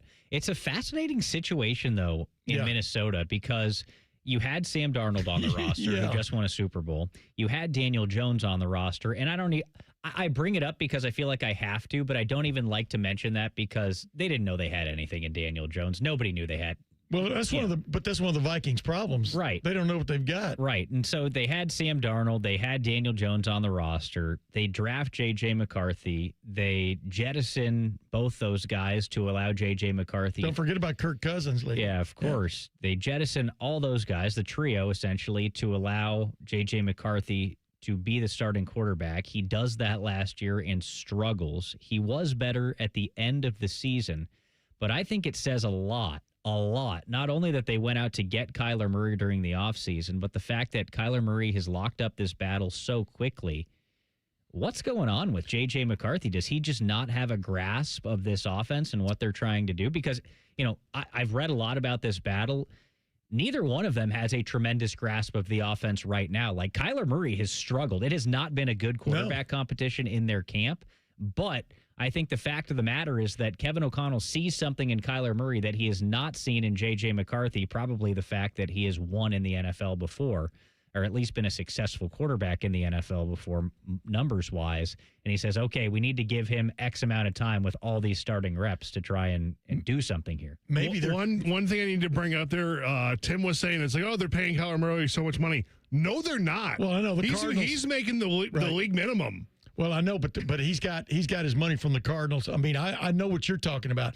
Number one. Number two, the thing about it, when you think about what they're doing ahead of time, it's almost like they're getting ahead of the cliche. If you got 2 quarterbacks, you have no quarterbacks. Mm-hmm. That cliche. Right. I think the fact is you lean on the guy who's had that much more, for want of another term, experience. I think that's the way you look at it in this regard too, because J.J. McCarthy would have these moments of clarity last year, and then these moments where, what are you doing? And that comes with the mind games that defenses play with NFL quarterbacks. And, Kyler Murray, the way these trades work, it makes a lot of sense for you sometimes to move for a guy where the other team's going to be paying him for you to get to play him, kind of like in baseball sometimes. So I can see a lot of reasons for this, but I think they want J.J. McCarthy to sit and watch a little bit more and learn about it. Otherwise, who knows what's really going on? Maybe they don't have a great quarterback. Yeah. I think is what we're maybe seeing. Like I told you, I've always had the point of view of Kyler Murray, even though I liked what he did at Oklahoma. I've always had the point of view of him. It would catch up to him eventually, his size situation, and I think it did with the Cardinals because they got to a level and they couldn't get any higher. Yeah. Kyler Murray or J.J. McCarthy aside, Kyler Murray to me is kind of a weird quarterback because I consider him kind of aloof when it comes to some things, and it got a little bit weird for him in Arizona, not just last year, but for a couple of years. And last year, he took a snap off the face mask and got a concussion and didn't really play after that, so kind of an embarrassing moment. It was weird. But, what do we think this means for J.J. McCarthy? Because it seems, Tim, you don't think he's done. You think there might be something in the tank there, but I don't necessarily know. There is not a great track record for a rookie QB that's drafted so high by a franchise like this, winning the job, then losing the job, then coming back years later to win the job and be a guy. But, this isn't exactly the same like what happened with Baker Mayfield. That's in a different situation, though. That's what I said. So does he need to be traded? Does he It's not exactly the same. He became a journeyman, and all of a sudden he ends up with Tampa Bay in a perfect situation for him, and they tailored things to him, what he does. I wasn't a fan of J.J. McCarthy getting drafted as high as he did in the first place because I thought he had some limitations in terms of just flat throwing the football on a big-time level.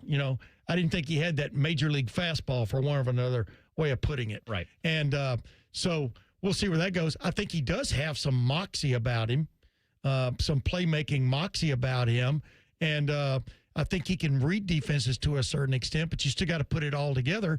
But he's a guy that 2 or 3 years from now could kind of blossom. When you look at Kirk Cousins, for example, the guy they've been trying to replace, and they gave up on Sam Darnold, obviously. Sam Darnold, he ends up at a place that played to his strengths, and he wins a Super Bowl. So to think you just give up on a guy that you thought had first-round qualities about him to begin with, or somebody did, or, first 2 or 3 round qualities at the quarterback position. Somebody has studied him and decided he has some of that, but it doesn't necessarily always blossom immediately. I got to wonder how much of a role Justin Jefferson played in this. It is something that I think about in what I was talking about earlier with Kyler Murray and them having to make this decision so early. The fact that Kyler Murray is a proven passer in the NFL and has thrown to actual wide receivers before.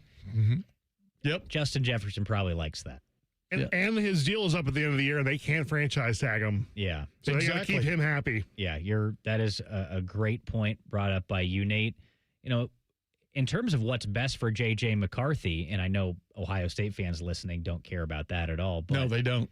What's best for him is probably to be traded almost immediately, go back up somewhere, and then hope to win a job next year. I don't see that happening because, I mentioned there are 3 quarterback battles in the NFL right now. A lot of these situations are handled, and a lot of the teams that have an established quarterback that aren't good are going to be looking for one early in next year's draft, whether it's Arch Manning or somebody else. But you got to get through this year. Exactly. You have to get through this season. So if J.J. McCarthy were to be traded, I see it happening probably after the draft next year, and he puts himself into a battle with a quarterback-needy team.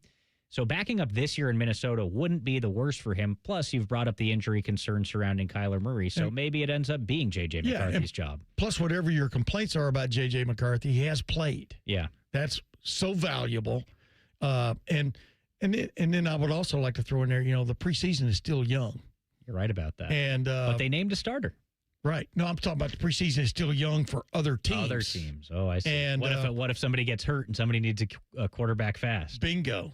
But that'd be a pretty good price tag, I think, to get J.J. McCarthy in one form or fashion. Either you're paying or they're paying. All right. I don't think it's going to be the Browns, though, because they've already got a battle for the starter between 2 guys. Dillon Gabriel wants the job, too. Taylon Green is in that quarterback room. So you're 4 deep in the Cleveland Browns quarterback room. But who is going to be the starter? We're going to get our first look at that competition coming up right after our show. The Browns are in Chicago playing the Bears. But we're going to take a deeper dive. I want to talk to you about who you think is going to be the quarterback for the Browns. That's coming up right here on The Fan. Unlike your deadbeat uncle, we'll never leave you stranded in a ditch when you were 6. This promo may have been a touch too specific. The Fan. Coghlan Kia of Dublin is now open, and we're offering grand opening savings at all 4 Coghlan Kia locations. Get 0% financing on select new 26 Kia Sportage and Sorrento. Pay 0 out of pocket when you lease a new 27 Seltos or 26 Sportage for $375 a month for 36 months. Get grand opening savings at Coghlan Kia. Coghlan has the car for you. With approved credit, 0% for 48 months equals $20.83 per 1,000 finance through Kia Motor Finance. Leases include 10,000 miles per year with 20 cents per mile over penalty. Excludes tax, title, and registration. No security deposit. See dealer for details and day3126. When your furnace or air conditioner stops working, you can always rely on Atlas Butler to get it up and running the same day. So why not depend on Atlas Butler for all your plumbing needs? Our expert plumbers can take care of anything from a clogged drain to a broken water heater. We work on all brands of water heaters and plumbing equipment. One call does it all. Atlas Butler is at your service. Call 1-800-FURNACE. Hi, I'm Dr. Kandula, founder of Advent. We know that when you breathe well, you live better. Just ask our patient Andy.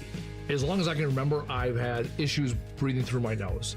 Since starting this journey and having this procedure done, day-to-day life has just gotten better. I'm able to do all the things that I want to do without having to think about breathing. I breathe through my nose. I sleep through the night. I don't wake up with headaches. Advent can deliver long-term results in about 20 minutes with simple in-office procedures. We diagnose and treat the root cause of nasal congestion, sinus pressure, sleep apnea, snoring, and allergies. 96% of patients with severe nasal breathing issues report improvement, and most major insurance plans are accepted. Best advice I can give anybody that has sinus, sleep issues, just get it checked out. Go in and have someone take a look at it. It's 100% worth it.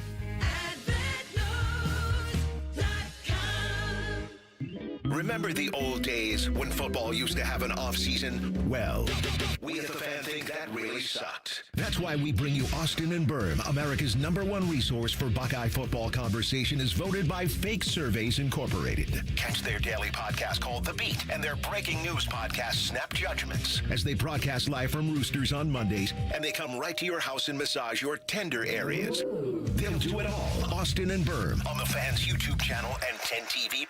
Transform your home in one weekend and save big money at Menards. Protect and enjoy your outdoor living space with Thompson's semi-transparent wood sealer. It maintains wood's natural color and provides durable, year-round protection from water and sun damage in just one coat. Save big money on Thompson's water seal products. Our knowledgeable team is ready to help bring your dreams to life 1 gallon at a time. Stop by your local Menards today. Save big money at Menards. McDonald's is putting value back on the menu. Whether you're craving a Big Mac, McNuggets, or sausage, egg, and cheese McGriddles, make it a meal and save. Your favorite is now your wallet's favorite too. Extra value meals are back. Enjoy a $5 sausage McMuffin with egg extra value meal, complete with hash browns and a small coffee. Most stores open 5 a.m. or earlier. Price and participation may vary. Promotion pricing may be lower than meal pricing. Do you have 3 ex-wives and your current trophy wife wants a life insurance policy 3 times the size of the policies you had to purchase for your previous mistakes?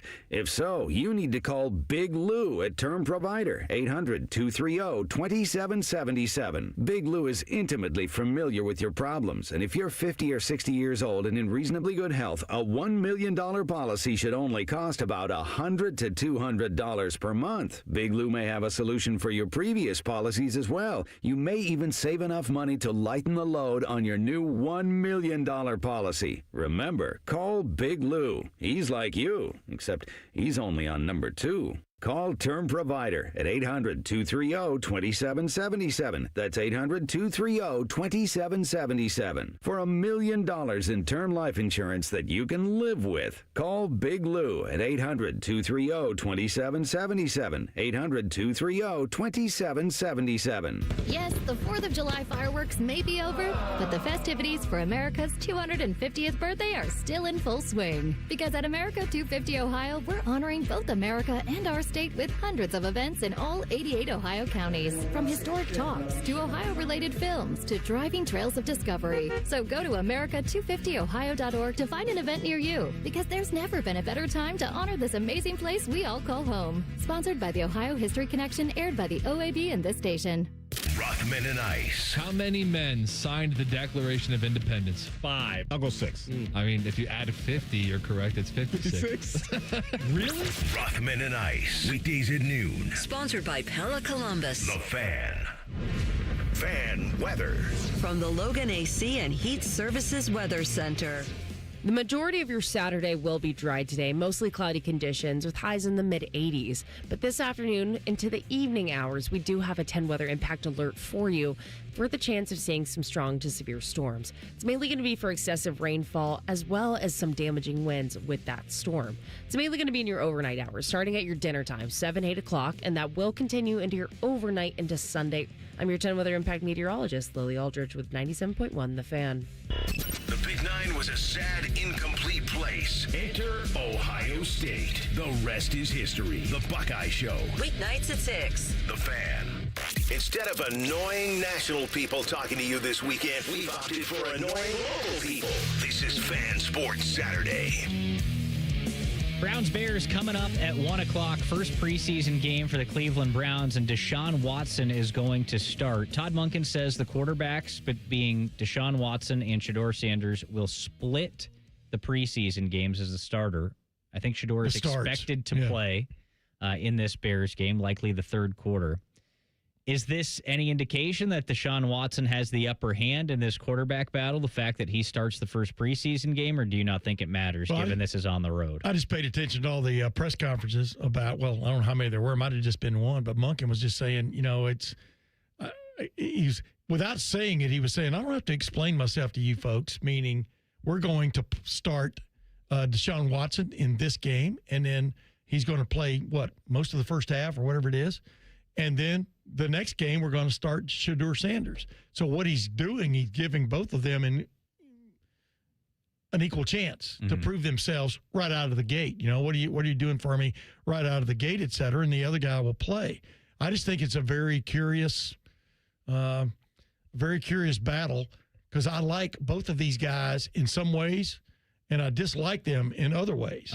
But I really think Shedeur Sanders has leadership written the way guys kind of respond to him, the way the public has responded to him, they've kind of seen through.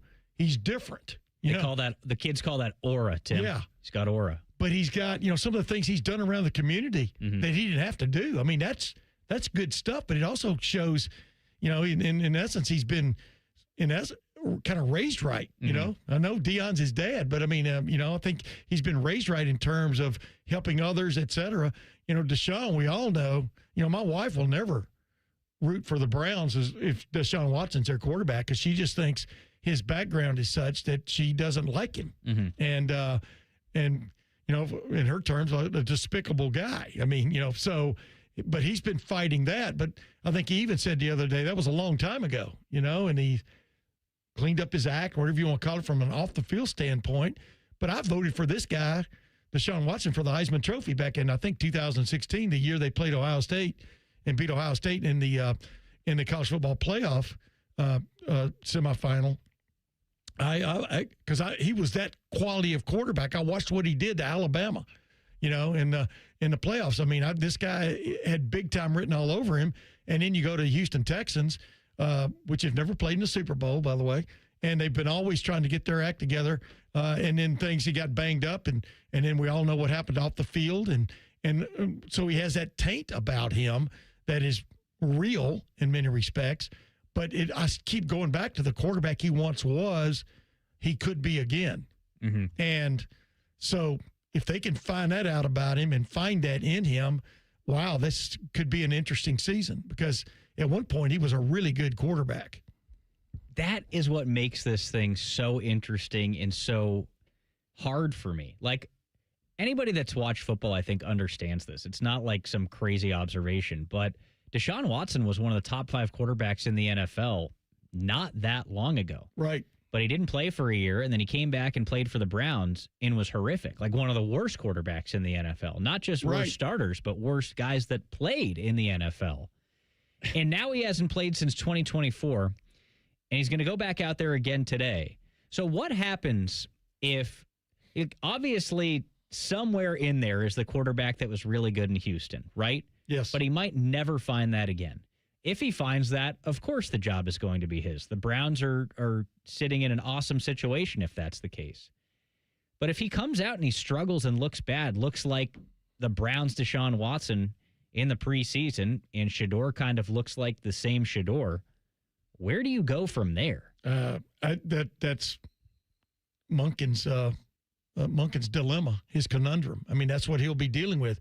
I think you still go, if Deshaun Watson, think about it, they're going to run basic stuff. That's what teams do in the National Football League in preseason. They're going to run basic stuff. The defenses are going to be going against are going to be running basic stuff with maybe some blitzes thrown in and all these kind of things. So it's hard to judge somebody purely on preseason how they do things. But it's easy to judge whether a guy in the game, whether he is sharp. Mm-hmm. And that's what I want to see, whether he is sharp, whether Shedeur is sharp on what he's seeing, where he's throwing the football, how he is running the offense, whether he's getting them to the line of scrimmage with the chance to change some things, to change things to the right thing when a little bit of nuance is thrown in there by the defense, and just how sharp is he mentally? Because that's always because these guys are both talented physically. I think Deshaun Watson more so than Shedeur Sanders. So now it's like it's the mind game. Where are these guys in that group? There was a time when Deshaun, when he first played for the Browns, it's like he didn't even know what they were trying to do. Mm-hmm. And there was maybe some consternation, you think, between him, and the former head coach about he saw things one way and Deshaun saw it another way, and they never really changed the offense much to complement what Deshaun does.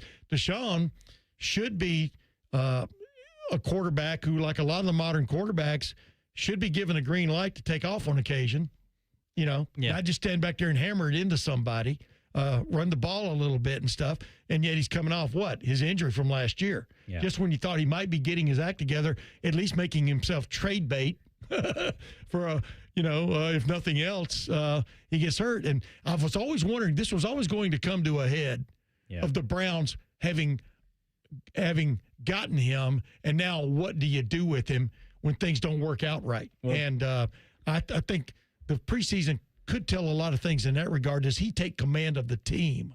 Yeah, and this is mess enough, the fact that they have 2 guys vying for the starting job. But don't forget, they drafted a quarterback before they drafted Shedeur Sanders last year. Dillon Gabriel is still on this roster. He lost the job last year to Shedeur. Dillon Gabriel is still there, still vying for things. What a pitching staff. What role do you think Dillon Gabriel plays in all this? Because, he's holding a clipboard. Yeah, like obviously the Browns are a dysfunctional mess. To me, this is like the opposite of the Kyler Murray, J.J. McCarthy situation. Like, keep in mind, as Tim was saying, it's been 10 years since that Ohio State game. Yeah. It's almost, 5-6 years since he was in Texas. Yeah, when I said it wasn't that long ago he was a top 5 quarterback, we're close to 7-8 years. Earlier we were saying, it's like, what does it say about J.J. McCarthy that he can't beat out Kyler Murray, who is injury prone and has maybe not been playing well? Mm-hmm. They're very clearly, the Browns, wanting Deshaun Watson to be the starting quarterback. Like, all indications seem to be they really would prefer him to be their starting quarterback. What does it say that he can't definitively beat out a guy a lot of people question as a quarterback? Yeah, which might happen sooner rather than later. We don't know. Obviously, I think that's the ideal situation for the Browns, is that Deshaun Watson grabs this job and just runs with it quickly. Yeah. The fact, I'm reading into this right now, but the fact that Todd Monken said they're going to split starts throughout the preseason maybe is a little bit concerning. Like, you can, I guess, decide who the starter is at any point, but him saying that indicates he's not going to decide who the starter is until the preseason. Yeah, it means that he can't definitively say Deshaun Watson is better. Which is a problem. I would much rather see this play out in preseason games than on what you see on the practice field, though. Oh, of course, you have to have the game. I'm not saying anything along those lines, but you want Deshaun, within the first 2 preseason games to be like, oh, this guy's back. The fact that they're torn, and we're talking about Shedeur was what, 5th, 6th round draft pick. Yeah, they're torn. Is interesting to me. It's not good. But then again, they want Shedeur engaged, right? Mm-hmm. Go for this. Let's see what your competitive factor is when it's just not just handed to you, because obviously Colorado and before that Jackson State, it was handed to him. Mm-hmm. So now let's see what you do when you've got to actually fight for your job. I understand he's actually had some pretty good practices. Mm-hmm. So we'll see it now in a game. But like I said, you take everything with a grain of salt. That is preseason. But what you really want to see Deshaun become that guy from, like you said, 8-10 years ago. Boy, if you can reharvest that, I guess you'd call it fracking. Mm-hmm. in the oil industry, if you can frack that out of Deshaun Watson, you got something going for you. You're right about that. Ryan Day addressed the media earlier today. We're going to get some takeaways from Buckeye reporter Dillon Davis coming up. Fan Sports Saturday on The Fan. Nothing annoys me more than wasting time. Scotty Vegas here, and I want to be golfing or playing tennis or betting on people golfing and playing tennis. I hate waiting on an oil change, but that's all changed. Krieger Ford, the car buying experience was amazing. The service, just as good. I left my Bronco in the driveway and easily scheduled an oil change at KriegerFord.com, and they even came right to me and changed it. All game changer, the Krieger Ford experience. Experience that at KriegerFord.com. Mike Rowe here with another random fact. Those cracks on your walls aren't just cosmetic. They could mean your home is sinking. Whether it's drywall cracks, exterior cracks, or sticking doors or windows, do yourself a favor and call a Groundworks company. I spent some time working with these guys, and they're the real deal. Their people are trained and certified to stabilize your foundation. Schedule a free inspection with Ohio Basement Authority, a Groundworks company. Licensed in all states where work is performed. See website for detail. Everybody thinks they're a great driver. Outlaw Motors Speedway gives you the chance to prove it. Experience professional racing simulators, full motion rigs, and some of the world's iconic tracks right here in Grandview. Race your friends, join a league, or bring the office out for an unforgettable corporate event. And when the checkered flag drops, keep the night going with great food and drinks here or next door at Agave and Rye. Then climb back in the driver's seat and see who's got what it takes. Book your race today at OutlawSimRacing.com. Are you a smoker of delicious chicken wings? Then fire up your team for the Sunbury Smokin' Hot Wing and Music Fest, sponsored by the Fraternal Order of Eagles 3614 in Sunbury. Join us October 3rd for a full day of wings, beer, music, and competition. Spots are limited, so register now at SmokinHotEvents.com. Best of all, you'll help support 2 incredible causes: Big Walnut Friends Who Share and the Ohio Fallen Heroes Memorial. So bring the smoke and sign up now. SmokinHotEvents.com. Common man, a radio veteran, has a large hemorrhoid. Timmy Hall, a good, clean boy, moonlights as man's hemorrhoid. Common man and Timmy. Weekdays at 3. The Fan. Sports talk, weekend style. You're listening to Fan Sports Saturday. Dylan, Tyrer, Tim May, Nate Puderbaugh with you on this Saturday afternoon now. Ryan Day spoke with the media this morning, so right now, excited to welcome in Buckeye reporter Dillon Davis. He covers the team for the Delaware Gazette. Dillon, how's it going this afternoon? Doing fantastic, guys. Thanks for having me on. Yeah, of course. Thanks for being with us. Let's start off. Anything pressing from Ryan Day? Any new information that our fans out there need to know? Well, I certainly think a lot of people maybe thought coming into the day that we might get an update on where the starting offensive line sits right now. And, Ryan told us that with Austin Saraville missing a little bit of time recently, that they haven't really gotten to that point where they're comfortable with who they think that starting 5 is going to be when they take on Ball State on September 5th. But I think a couple of the most interesting notes, I think maybe the one that might grab a little bit of people's attention isn't about who's going to start for this team this year, but who might be the backup quarterback. Ryan said that Luke Fahey got his black stripe removed, and he is pushing Tavian St. Clair to be the backup quarterback for this team, which certainly grabbed my attention, and I think it would have grabbed a lot of people who were listening, and that's certainly interesting. And so I think that was probably one of the biggest things that I probably wasn't expecting coming into the day. Yeah, it's really funny because we watched him those first 3 days in camp. We watched Luke Fahey go from basically being the fourth man on the totem pole, going past Justin and then maybe pressing Tavian St. Clair. You heard me ask Ryan about that, after one of the practices about how important this camp is for Tavian St. Clair. They really, and of course he couched it with the fact that they need everybody to progress. But Luke Fahey, man, he's throwing the ball accurately and to the right person. That takes you places, doesn't it, Dillon? Oh, without question. I mean, the number one thing you have to do is prove you're going to be able to take care of the football and just keep the operation going. I think that's probably the very baseline thing you have to do as a backup quarterback. So he's obviously doing those things.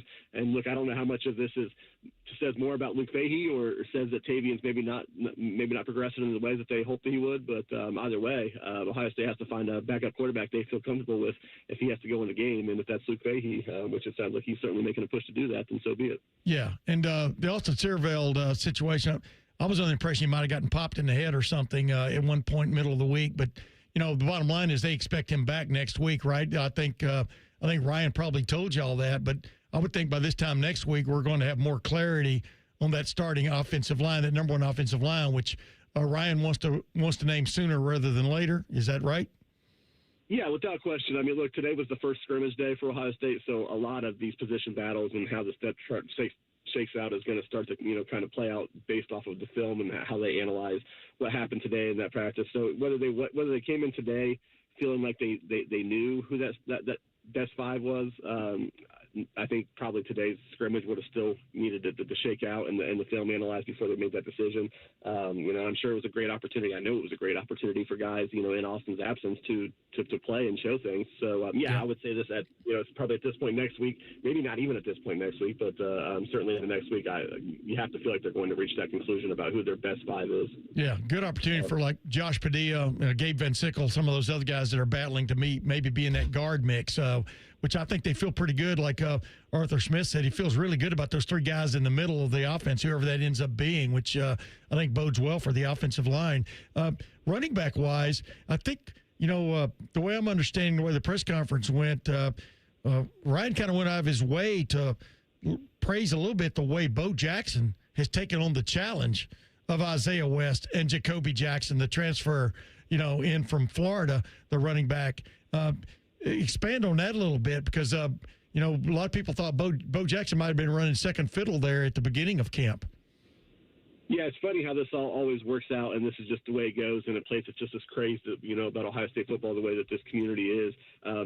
Isaiah West was kind of the talk of camp early on because he was doing great things, and the way Ryan talked about the offseason he had, a lot of people looked at Isaiah West and started to ask, is this the guy who could be, the featured back in that offense? Not that they have a true featured back, but the guy who was, first out there and is going to get, the heavier shake of the carries. But Ryan reminded us today that Bo Jackson is still a very good player, and everything that Bo Jackson needed to be, the way he was challenged to become a better player this offseason, Bo Jackson is showing that in camp. And we all know Ryan hasn't minced words about it since the spring that Bo Jackson needed to be better at the second level. He needs to be able to make people miss at the second level and not leave the yards out there that they left out there last year. And so it sounds like, by all accounts, Bo Jackson is showing that in camp. He's running through people or around people and being more explosive. And so if that's the case, knowing what we saw from Bo Jackson already last year, if he's able to start making people miss at the second level, that guy is going to be your feature back, so to speak. And that doesn't mean that they don't have a lot of great depth and they're still excited about Isaiah West. And Jacoby Jackson brings a lot of experience. And so that obviously that room's in a healthy place. Oh, by the way, I think maybe because of Legend Bay's issues, where he obviously was suspended for the first couple practices, maybe that's tampered his expectations a little bit around here. But Ryan said that he made a lot of explosive plays today in this scrimmage, and he's continuing to learn the position. But if he continues to make those steps, Ryan Day went out of his way to identify him as one of those freshmen that are going to see the field this year and be difference makers for this team if he continues to take the steps that he is taking through the rest of camp. So that room's in a great place, certainly. But don't forget Bo Jackson's a really good player, and it sounds like he's about to take another step forward too, which puts Ohio State in a really good place in that room. Talking with Dillon Davis, he covers the Ohio State Buckeyes for the Delaware Gazette. Dillon, Chris Henry Jr., Buckeye fans are crazy about this guy, all the hype coming in. What sort of role do you think he will play for the Buckeyes this coming season?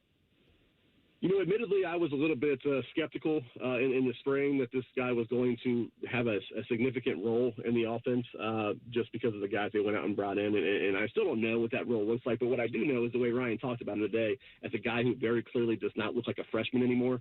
It suggests that obviously we know his size and his talent. So if he's doing the things that the freshmen don't do, if he has an advanced approach and he's putting in the work and he's showing up and making those plays in practice daily, maybe I never sold just how much of an impact he would have. Again, I don't know what that looks like, and I don't know, numbers wise or production wise, what that means. But he's going to play. I think there's no doubt about that. He's going to play, and he's going to play a lot. And given his natural abilities, if he has this advanced approach that Ryan kind of alluded to today, why can't he be?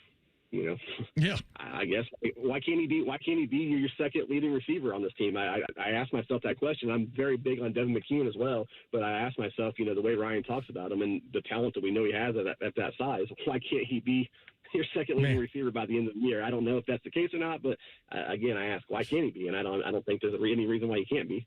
Boy, he went up last week when we got to watch on Saturday. He made a tremendous catch in the back of the end zone where he just went up and just muscled it away from a defender. And, he can be that guy. Just defensively, did Ryan mention any developments over there? I sent Will Pantages a question in if he had a chance to ask it, but he probably didn't. But I was wondering what Ryan thinks of the development of the defensive front, especially. Obviously, Edric Houston, they're expecting him to step up and be good things this year. But with those two guys they've got transferred in, especially John Walker and James Smith, the kid from Alabama, young man from Alabama. He's not a kid by any stretch. Did he mention anything about developments on the defense? Well, I think maybe the most notable thing, and I got to say, Tim, only you would text the SID from outside the room to try to get a question into a Friday press conference. Credit to you. That's my burden I live with. I think probably the most notable thing to me, and it was good timing, based off the fact that we just talked to Matt Patricia, was he was asked about the linebackers, and he actually started by talking about Riley Pettijohn and TJ Alford, and the growth that they've had, and they I think Ryan just solidified what we're already starting to know, and certainly what Matt Patricia alluded to was how deep they are at linebacker. They lost a ton, obviously. There's no secret, though, the two guys that they're trying to replace, but the depth of that room is in a really good spot. If TJ Alford and Riley Pettijohn continue to make steps, and we know what Peyton Pierce is and Christian Allegra, all these guys. And so I think, while he didn't say anything that was groundbreaking, I think just the way he talked about the depth of that linebacker room on the heels of the way Matt Patricia talked about it the other day, certainly suggests that they have a really good problem of how they're going to get all these guys who are deserving of playing time onto the field together. And I would think the second thing. Go ahead. I was going to say, clearly TJ Alford took advantage of Riley Pettijohn not being there in the spring and, got to. Absolutely. Yeah, so that's interesting to hear. Go ahead. What was the second thing you were going to grab? I go back to when Ryan was asked about the freshman class and who are the guys that are showing that they're going to be ready to play this season right away, deserve playing time, can help a team win games. Look, one of the talks of camp has been Jay Timmons. He's certainly got a lot of buzz about him right now. He continues to make plays. He has buzz not just in the fan base, but within his own locker room. There are some of the older guys that are talking about him as well, whether it be on social media or whatnot. So, and Ryan talked about Jay Timmons as a guy who's going to play this year. He's going to play this year. In what role, how much, I don't know. He probably doesn't know that either. I don't think, the defensive coaching staff knows that either, but they know that this guy is ready to play. He's physically ready. He's mentally ready. He's making these plays, in camp. And so Jay Timmons is a guy who, he's going to help that secondary this year. All right, Dillon Davis of the Delaware Gazette joining us here on the Bryant Heating and Cooling Systems Fan Guest Hotline. Dillon, thanks so much for taking the time and for all the insight. Thanks, fellas. Appreciate you. All right, again, Dillon Davis. He covers the Ohio State football program for the Delaware Gazette. Lots of good information there. DellGazette.com, too. A lot of people read him around the state. Yep, DellGazette.com. I think you can find him on X at Dillon Davis 56, Dillon. Lots of good Ohio State football information there. He covered the press conference today, so all the information's there. Absolutely. I was literally going to throw in, did anybody ask about Jay Timmons? Because everybody does. I mean, the buzz is real about that guy, and the depth he can bring to that cornerback room, et cetera, is going to be interesting to watch. Like I said, don't judge this team necessarily right out of the gate, man. Middle of the year, there could be a lot of guys playing you haven't really known much about. All right, I would have asked him this if we had more time. I'll ask it to you really quickly because we do need to take a break. Who do you think plays more or plays a larger role for Ohio State this season, Jay Timmons or Chris Henry Jr.? Chris Henry Jr.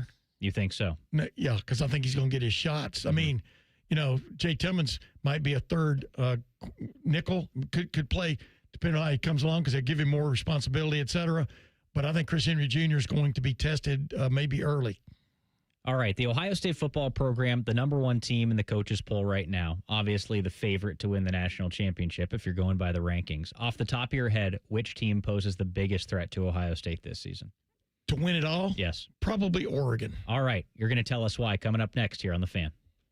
The only workplace in America to participate in the Doorknob Fart Game. And we also play office basketball and sometimes do radio. The Fan, Ohio sports destination. The magic of Harry Potter is now at Tim's. Choose your Hogwarts house donut. Summon the refreshing flavor of sparkling Patronus or seek out the delicious golden snitch Timbit. Try them all at Tim's. At participating U.S. restaurants while supplies last. State Fair food is getting smaller and pricier. We'll have room for fried cookies. Okay, you never overspend on food. What's your deal? What's his deal? He went to Metro and got $450 in value on the new Samsung Galaxy A37 5G for free and no activation fees. Free phone? Oh, sign me up. Get that more for your money feeling. Only on Metro by T-Mobile. Bring your number and activate $40 period plan. $450 based on device discount, waived activation fee. Not available if with Metro T-Mobile in the past 180 days. Every year, summer ends and the kids go back to school. This year, I'm going back too, at My Computer Career. They'll help me get the skills and certifications that can get me noticed by top employers in months, not years. Now I'm on a fast track to a high-demand IT career where the rewards can finally match my value. Visit mycomputercareer.edu and take the free career evaluation today. That's mycomputercareer.edu. It's never too late to go back to school. Financial aid is available to those who qualify, including VA benefits. Hi, it's Jen Winters from The Fan. I decided it was time to lose weight, not just for my health, but because I was tired of seeing myself in photos and on video. With football season coming up, I wanted to feel more confident. And that's what brought me to Hydrate Me Med Spa. I was honestly nervous walking into my first appointment, but Stacy, my nurse practitioner, put me at ease. Hydrate Me Med Spa has 4 locations in Central Ohio: Grandview, Powell, New Albany, and Granville. I'm excited to keep sharing my progress with you. Learn more at hydratememedSpa.com. Common Man and Bob Capace here. So, Bob, you got this ring builder thing on your website. Yep, you pick the diamond, the setting, customize your own engagement ring before you even come in this store. I actually tried it. You did? It was ridiculously easy. See, if Common Man can build a perfect ring online, anybody can, because I'm dumb. Then book an appointment and we'll help make it exactly the way you designed it. That's why I always tell people, I know a guy. You too can design your own engagement ring with the ring builder at WorthingtonJewelers.com. If I can do it, anyone can. Worthington Jewelers, where Columbus gets engaged. They say gigantic overdraft fee. At Right Pat Credit Union, we say, hey, mistakes happen to the best of us. They say, due to high call volumes, wait times may be longer than expected. We say, how'd the kids' soccer match go? They say, gotta maximize those shareholder returns. We say, you deserve better. Right Pat Credit Union. Banking done right. Federally insured by NCUA. Day 1, the hardest day. The day you hear, this is a type of blood cancer. At the Leukemia and Lymphoma Society, we are here to help you move past day 1. To learn more and get help on any day, visit LLS.org or call 1-800-955-4572. When your furnace or air conditioner stops working, you can always rely on Atlas Butler to get it up and running the same day. So why not depend on Atlas Butler for all your plumbing needs? One call does it all. Common Man and Timmy here for our friends at Hollywood Casino Columbus. Mikey, there's so much fun this month. It's just fantastic. We've got Sun-Kissed Summer Saturday drawings where you can win up to $500 in pen cash, plus all-you-can-eat crab legs still going on. You mean the Canadian snow crab legs, corn on the cob, and Hawaiian rolls every Tuesday? Of course. Plus the last Saturday in the month, play the Queen's Gamble for a chance to win up to $5,000 in pen cash. $5,000? Must be 21 to enter. Gambling problem? Call 1-800-589-9966. You know a thing or two about the moments in life that matter. You've seized those moments to embrace joy, accomplish great things, and build meaningful relationships. Is it time now to sit back and reflect on a life well lived? Maybe. Or maybe there's more to be done. Maybe this is the most important moment you've encountered yet. By volunteering with AmeriCorps Seniors, You can seize the moment, lend a hand, and get back more than you give. We connect you to local volunteer organizations with opportunities that fit your schedule and match your interests. Through AmeriCorps Seniors, you can support people in times of need and make your community stronger. You can become a companion to your older neighbors, brightening their days with friendship. You can even become a mentor for young people, serving as a role model and enriching their lives. Are you ready to seize your moment? Visit AmeriCorps.gov/yourmoment and get started today. We got a higher home appraisal after we put away our African art and family photos. Has this happened to you because of race or national origin? Contact HUD at hud.gov/fair housing. A message from HUD and the National Fair Housing Alliance. ESPN senior NFL insider Adam Schefter joins Rothman and Ice every Wednesday at 12:30, and he works blue. Okay. The NFL Playbook with Adam Schefter is sponsored by the Roofing Guys. Indeed it is. The Fan. The Fan Poll is sponsored by JT's Pizza and Pub, home of award-winning pizza and $2 tall boys. All day, every day. During weekend programming, pants are optional. Look at my butt! However, leather chairs may have been a bad choice. You're listening to Fan Sports Saturday. Final segment of the program. Thanks so much for being with us this morning and into the afternoon.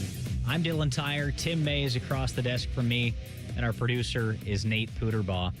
I asked Tim right before we took that last break who he thought the biggest problem for Ohio State would be this season. The biggest problem when it comes to them winning a national championship. Yeah. Who would be in their path? And he said the Oregon Ducks. Right now, Ohio State is ranked number 1 overall in the preseason coaches poll. Oregon is ranked number 2. When you look at the national championship odds per FanDuel Sportsbook, Ohio State is the leader at plus 550 to win the national championship. Notre Dame has the second best odds at plus 650, and Oregon has the third best chance at plus 750. So 7.5 to 1 for Oregon to win the national championship.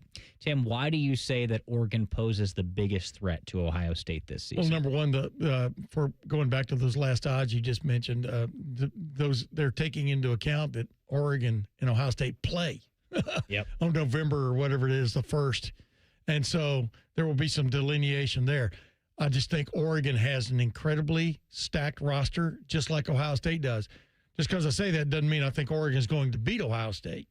I mean, Ohio State has quite the gauntlet to run to get to the playoffs to begin with and stuff. They have as tough a gauntlet as anybody in the country, and it's not necessarily buoyed by the fact that the rhetoric from the SEC that everybody playing the SEC is a tough out. Well, that's not necessarily the case. It is when you're not quite as good as you used to be. So everything's relative, right? Mm-hmm. I just think Oregon, and they've got their quarterback back, Dante Moore.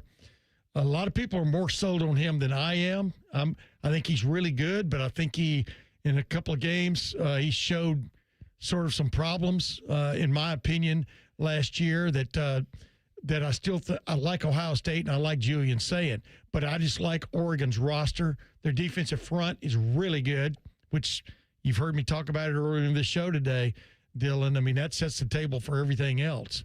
But I just think probably the two best teams in the country going into the season, in my opinion, are Ohio State and Oregon in whatever order you want to put them in. And I would throw Indiana right there as well. I'm very curious about Indiana because this time last year I said Indiana was going to be better than it was the previous year when they went 11-2 and lost to Ohio State and Notre Dame, the two teams that played for the national championship. I liked them because they had an upgraded quarterback in Fernando Mendoza. Mm-hmm. I'm not sure they have an upgraded quarterback this year in the same sense. Josh Hoover's got to prove it to me, the sense he's not going to throw the ball to the other team. I think if he does, Kurt Signetti will have him out of there, which means who will he put in? But right now, I think Oregon and Ohio State are the two best teams in the country. So something that fascinates me when I'm looking at this coaches poll, Ohio State ranks first, 38 first-place votes. Oregon second in the country, 6 first-place votes. Georgia is third with 7 first-place votes. Texas is fourth, 2 first-place votes. Notre Dame is ranked 5th with 5 first-place votes. And then you have the aforementioned Indiana Hoosiers. They are 6th in the nation to start the year, 14 first-place votes. So the second most behind Ohio State, which makes sense. They're the reigning national champions. Where does Notre Dame sit for you this season? Because they've got that easy schedule. They've got a clear-cut path to the college football playoff. But aside from that, people really do view C.J. Carr and the Notre Dame Fighting Irish as a national championship contender. Yeah, I mean, I've talked about this a bunch on my podcast. I think C.J. Carr is really good. Do I put him in the elite level? That's got to be shown to me. Mm-hmm. Number two, am I going to know at the end of the regular season whether he is or not? I'm not sure I will based on their schedule. They're basically playing a bunch of nobodies and 3 teams that are decent. So how do you judge a team in that regard?